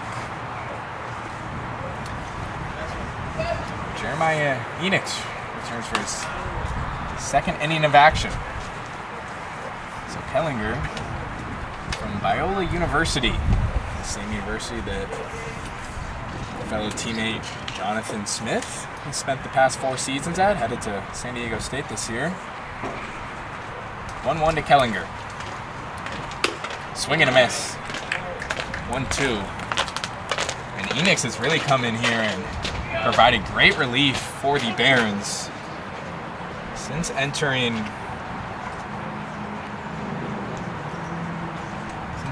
the 5th inning. He's retired 6 straight. Swing and a miss from Kellinger, and there goes down for the 3rd strikeout for Enix to begin this 7th inning. Yeah, Enix has come in. He's been doing a great job of putting away the Oaks. He had sort of a lengthy 5th inning, largely marked by that long at bat to Nolan Johnson, where he fouled off a bunch of pitches, ultimately ended up grounding into that 4-6-3 double play. But Enix, he's been firing strong. So now it's Lucas Daniewicz coming back. The Kalu senior. That's inside for a strike. Count is up to 1-1, 1 out. Daniewicz is 1 for 2 on the day with a single and a hit by a pitch. That's upstairs for a ball. So the Oaks have to 1 run in each the first and second inning have been held to zeros in the 3rd through 6 innings. Anyway, fouls that off. Counts now even at 2. Yeah, we've only seen the Oaks score in the first 2 innings, and you know, certainly the least amount of runs we've seen them score in a game so far this season. Anyways, pops that into center field. Backstrom gets to it in time, makes the out. 2 down for the Oaks. Yeah, the center fielder Backstrom certainly covered a lot of ground there. You saw, you know, Danuitz, he's a guy that when he flares a ball like that in the air to center field, if that drops, it could be trouble with a guy like him who can run, but Backstrom can run as well, so he's able to haul in a significant second out, and now the Barons are 7 outs away from handing the Oaks what would be their 2nd loss of the season, and the Barons' 2nd win potentially. Devin Wilkes up to the plate for the Oaks. 0 for 3 on the day today. And he's hit in the back, so he'll take a walk to first base. So the Oaks now with Nate Johnson coming to the plate. The baseman number 30, Nate The Oaks' Johnson. 2nd home run of the season, his 1st in that win versus the Barons on Tuesday. Sent a ball over the right field fence for 427 feet. And the Oaks could use one and another one right here. As they face a 2-run deficit here at the top of the 7th inning. Swing and a miss from Johnson, and he goes down in a little bit of pain. Ooh. Throws his helmet off, and clearly not a sight you want to see as medical staff from the Barons are coming over him. Yeah, as is David Solis. Appears to be left. But while this gets figured out, we will head to a break, and we'll be right back.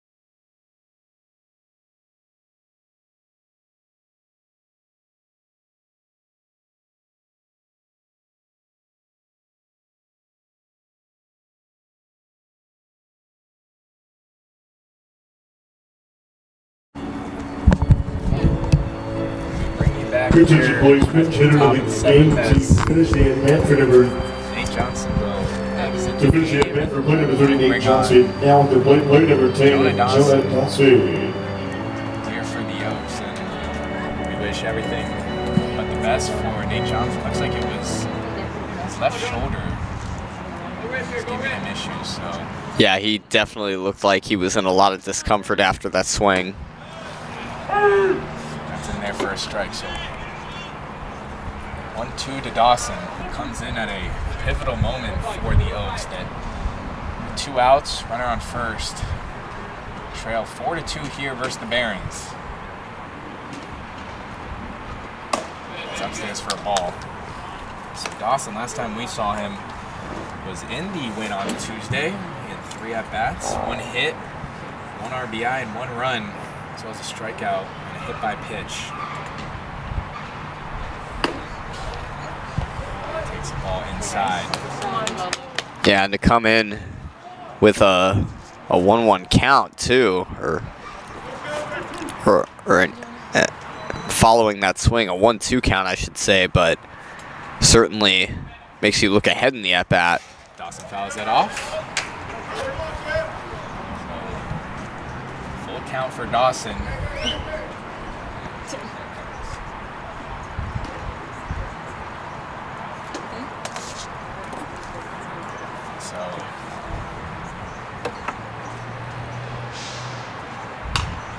Toss it off to the right hand, so you don't like to see it, but a few injuries early on for the Oaks. Now has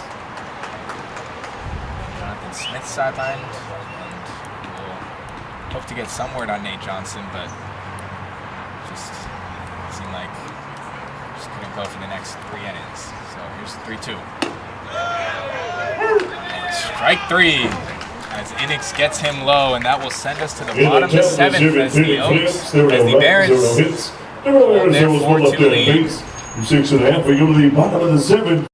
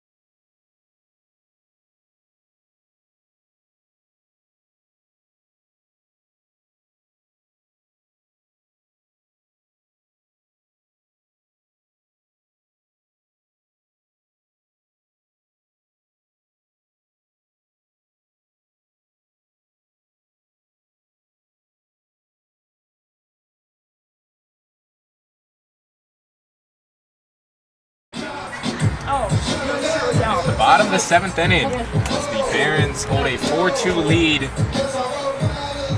here at MLB Youth Academy.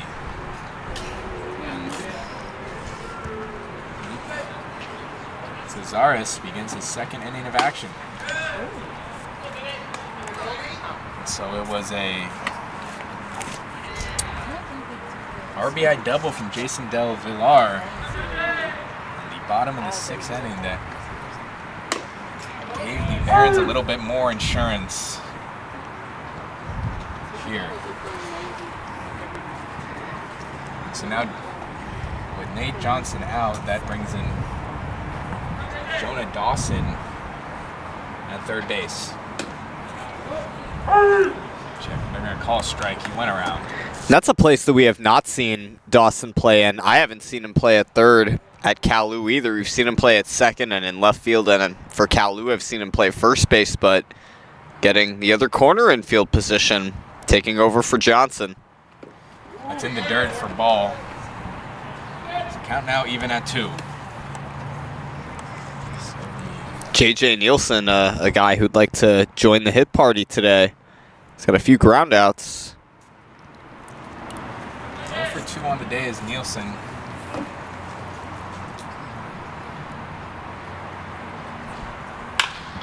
Pops that high into right center field. Kenlinger calls for it and gets the out.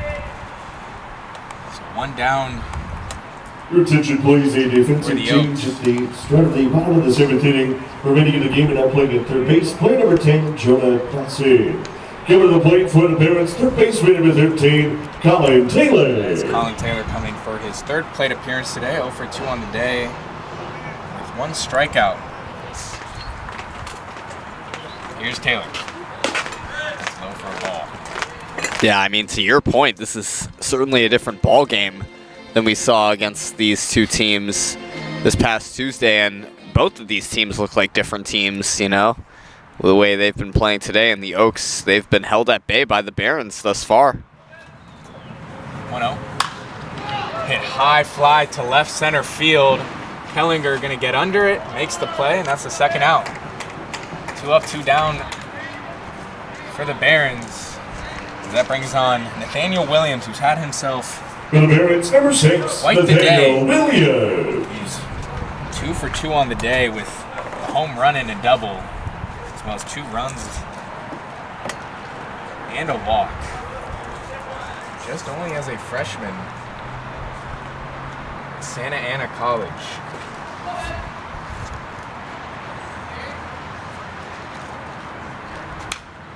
Fouls that off back.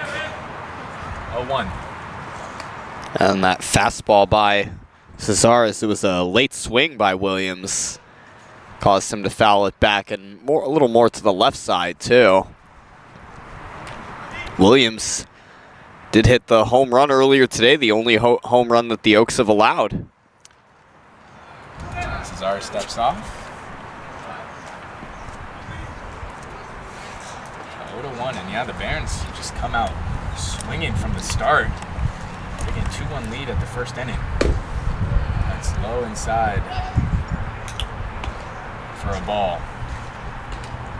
And you have to think that game was a little bit on their mind, losing 10-5 on the road and wanting to kind of get back, especially being at home here at the MLB Youth Academy. 1-1 to Williams.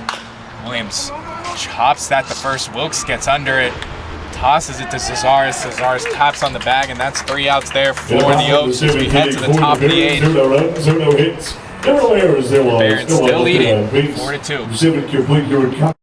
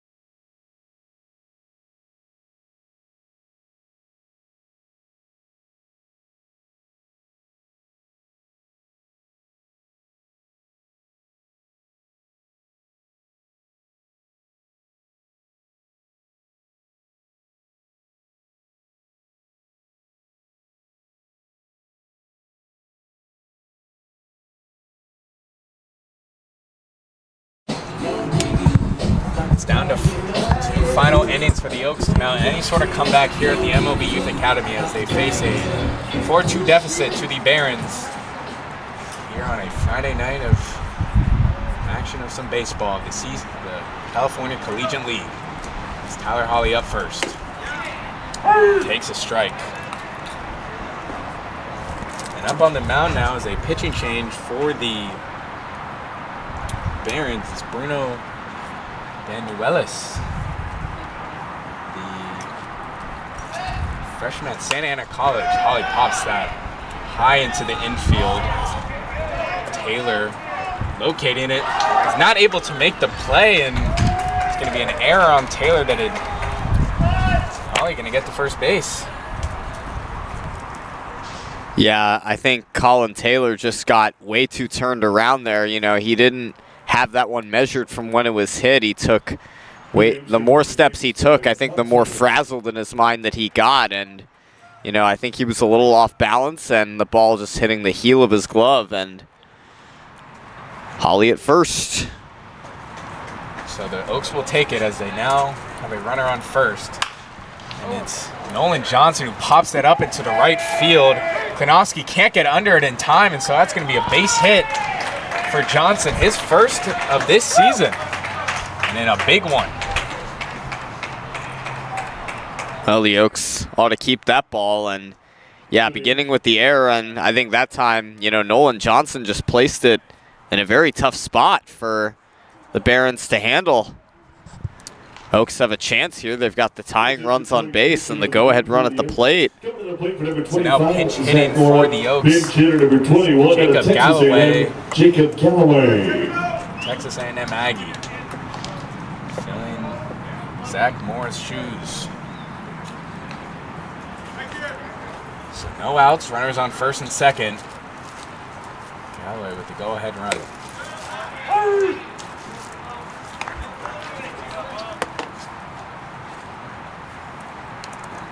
Yeah, Bruno Banuelos facing some trouble here in the 8th inning. Made 8 appearances in 2025 for Santa Ana College. Struck out 11 batters. Galloway pops that into shallow infield. Nielsen gets back to make the play. No runners advance, so good job by Nielsen to not let Hawley advance to third, and it's the first out for the Barons.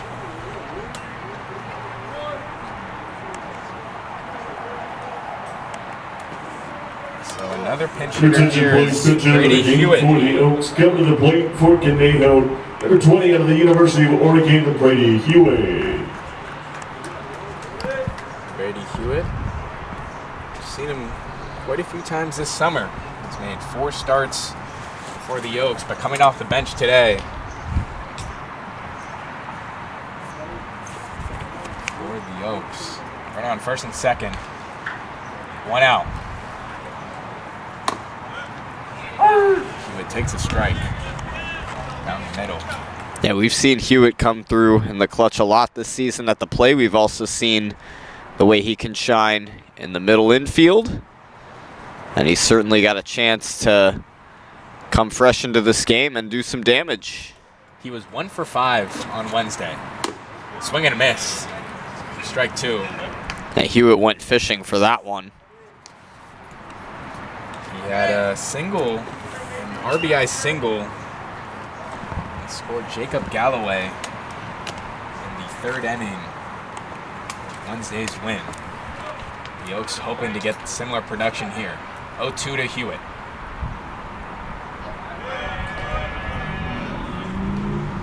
Brandon Willis checks.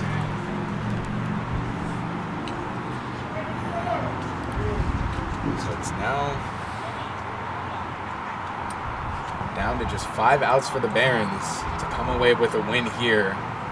Would be their 2nd of the season and end a 3-game win streak the Oaks are currently on. 0-2 to Hewitt.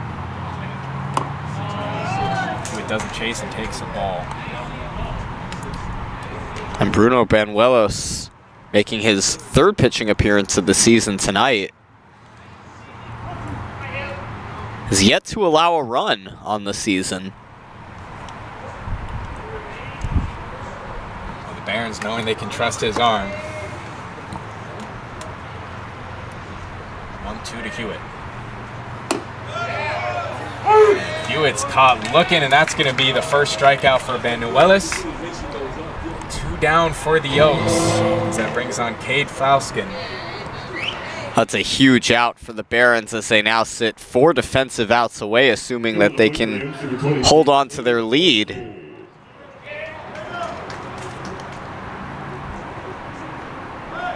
So that brings Cade Falskin to the plate. 1 for 2 on the day. RBI triple. Yeah, I think we're seeing Falskin, his bats really step up, and you know, him playing about a week into the season, starting to get more action throughout this past week, and you know, we're seeing him make an impression early on, both at the plate and in the field. Falskin made his debut on Wednesday versus the Foresters. Had a single in the 8th inning of that game. Fouls that off to the left. Down in the count here, 0-2. Runners on first and second, 2 outs for the Barons. This is where the Oaks need to capitalize with Hawley in scoring position. Nolan Johnson on first base, Tyler Hawley on second.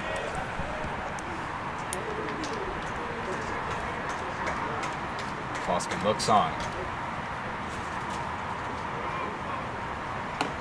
Takes high for a ball. Good patience right here at the plate. So as the sun comes down here and the lights turn on, it's an intense one here at the MLB Youth Academy. As the Barons lead 4-2 at the top of the 8th inning. Swing and a miss for Falskin. 2 straight strikeouts for Banuelos. And we head to the bottom of the 8th inning. It's the Barons lead 4-2. We'll be right back.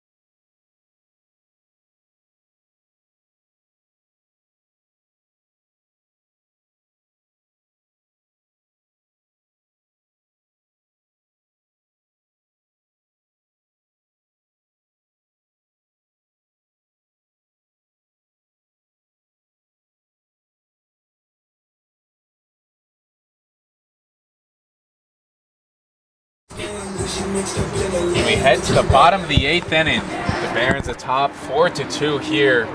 There's the Oaks. To the bottom of the 8th inning. This brings on Reagan Gale for the Oaks. We saw him on Sunday versus the Bombers, where he pitched just 1 inning but had 2 strikeouts and allowed 0 hits on 3 batters faced. So the Oaks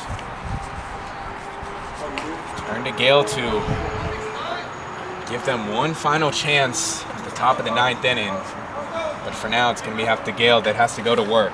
First up is Hunter Backstrom. 2 for 3 on the day with 2 doubles. Fouls that off to the left. Regan Gale, a member of the Oaks State Championship team last season, incoming junior at Westmont College, has 3 teammates on this team: Isaac Veal, Zach Mora, and Caden Beloyan, who we saw pitch earlier today. We saw Mora get that double, his first at bat at the plate. That's high for a ball.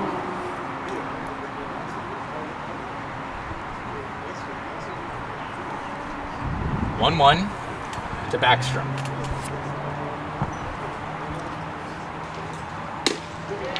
Backstrom takes strike. Yeah, 1-2.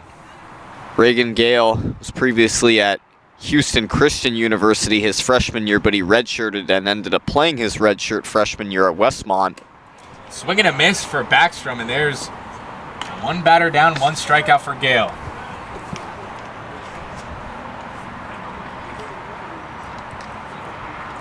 For the Barons, number 40, Trevor Schmidt. That brings up Trevor Schmidt. 1 for 3 on the day with a strikeout and a single, as well as a run.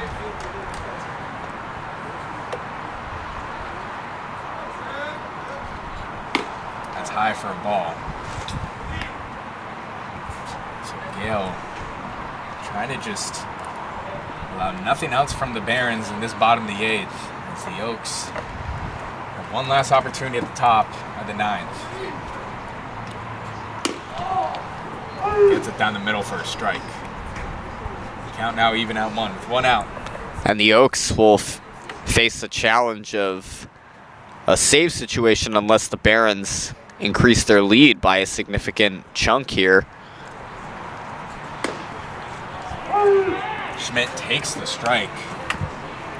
So 1-2 for Schmidt. Up next for the Barons is Gavin Taylor, the catcher. Here comes the payoff.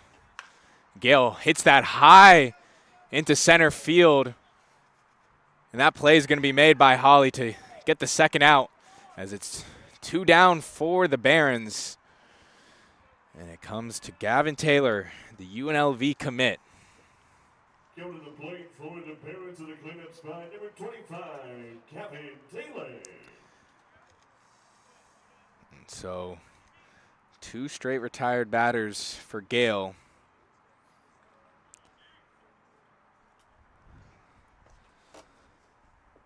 Similar to what he did on Sunday.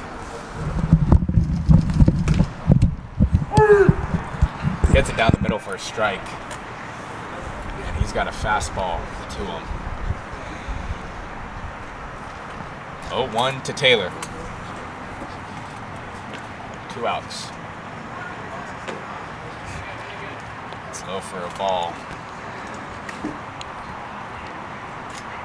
So you mentioned it earlier, Sammy, but this is the lowest run total that the Oaks have been held to so far this season. Tuesday's win against the Barons, they put up 10 runs. All in the first 2 innings. Swing and a miss from Taylor, and now puts it to a 1-2 count.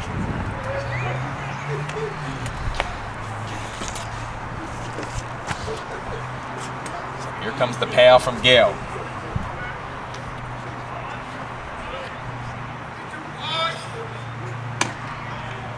High for a ball.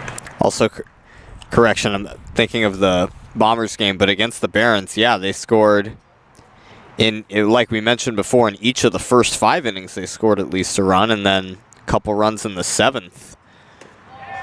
That's in there for a strike, and that's strike 3. So 2 strikeouts in the bottom of the 8th inning for Reagan Gale, and we head to the top of the 9th as it's one final opportunity for the Oaks to make a comeback. Don't go anywhere. We'll be right back.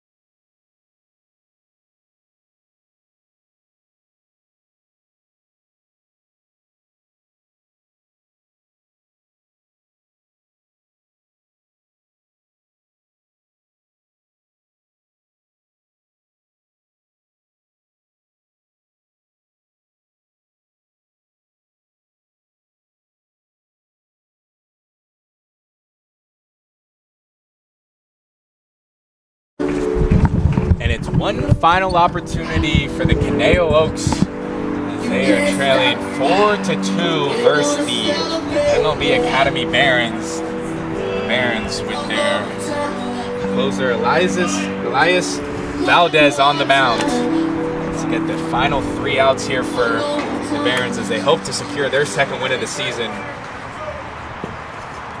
Valdez, a sophomore at Gold West College, has made 2 appearances thus far for the Barons. With 3 strikeouts, 2 innings pitched with 1 walk and 4 hits, and a total of 11 batters faced. Previously played at Golden West College and Fullerton College. Kenlinger takes a strike. 1-1. So it's down to this for the Oaks as they just hold on to a 3-game win streak. 1-1. Kenlinger takes a second strike. Oaks do have the top of their order due up this inning with Kenlinger leading off. Daniewicz and Wilkes to follow.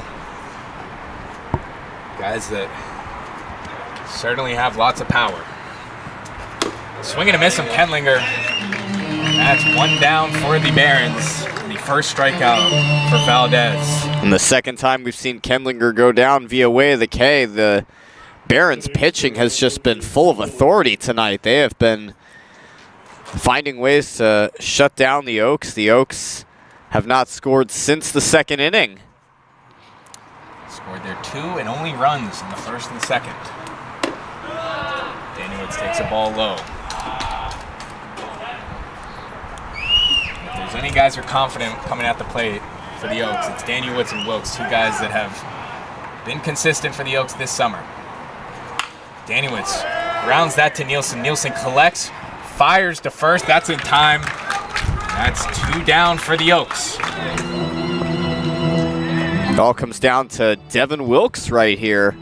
1 of 2 home runs for the Oaks this season.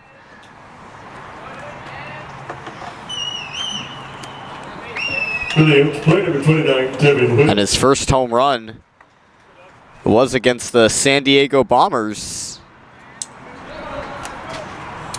Wilkes is 0 for 3 on the day. Wilkes being hit by a pitch. That's in the dirt for a ball.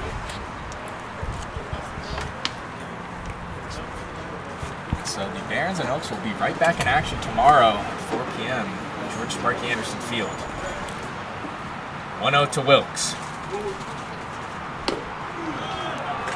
Takes the ball on the outside. 2-0. An extra reaction a little bit from the crowd. Yeah, I think that is one that we have seen called a strike periodically. Wilkes takes another outside ball. So the count is up 3-0 to Wilkes. Game is not over till it's over. 1 final out to go. Wilkes takes a strike down the middle. It's a 3-1. Anthony Thomas looks on from the batter's box.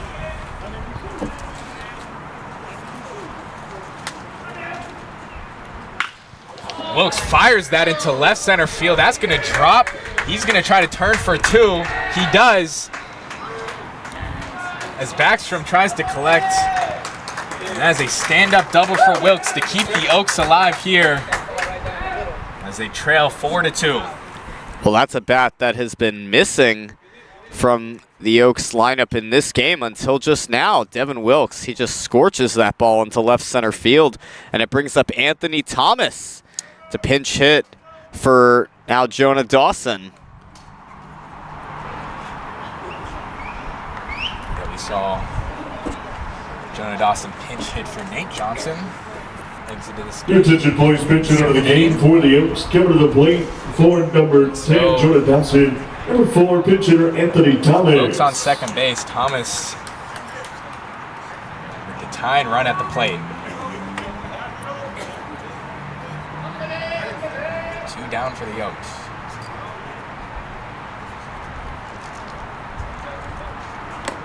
It's in the dirt for a ball. Well, the Oaks now have the tying run at the plate with Anthony Thomas. Wilkes on second, not known for his speed, but for Valdez, the runner Wilkes doesn't necessarily matter if he can put Thomas away. Swing and a miss from Thomas. Count now even at 1. It's Tyler Hawley that looks on from the batter's box, but doesn't look the part, but Wilkes certainly can have wheels to him. 1-1 to Thomas. Thomas takes a strike. Thomas, a .333 hitter on the season so far, as the Oaks now down to their last strike. So it's up 1-2 to Thomas with 2 outs. Here comes the payoff from Valdez.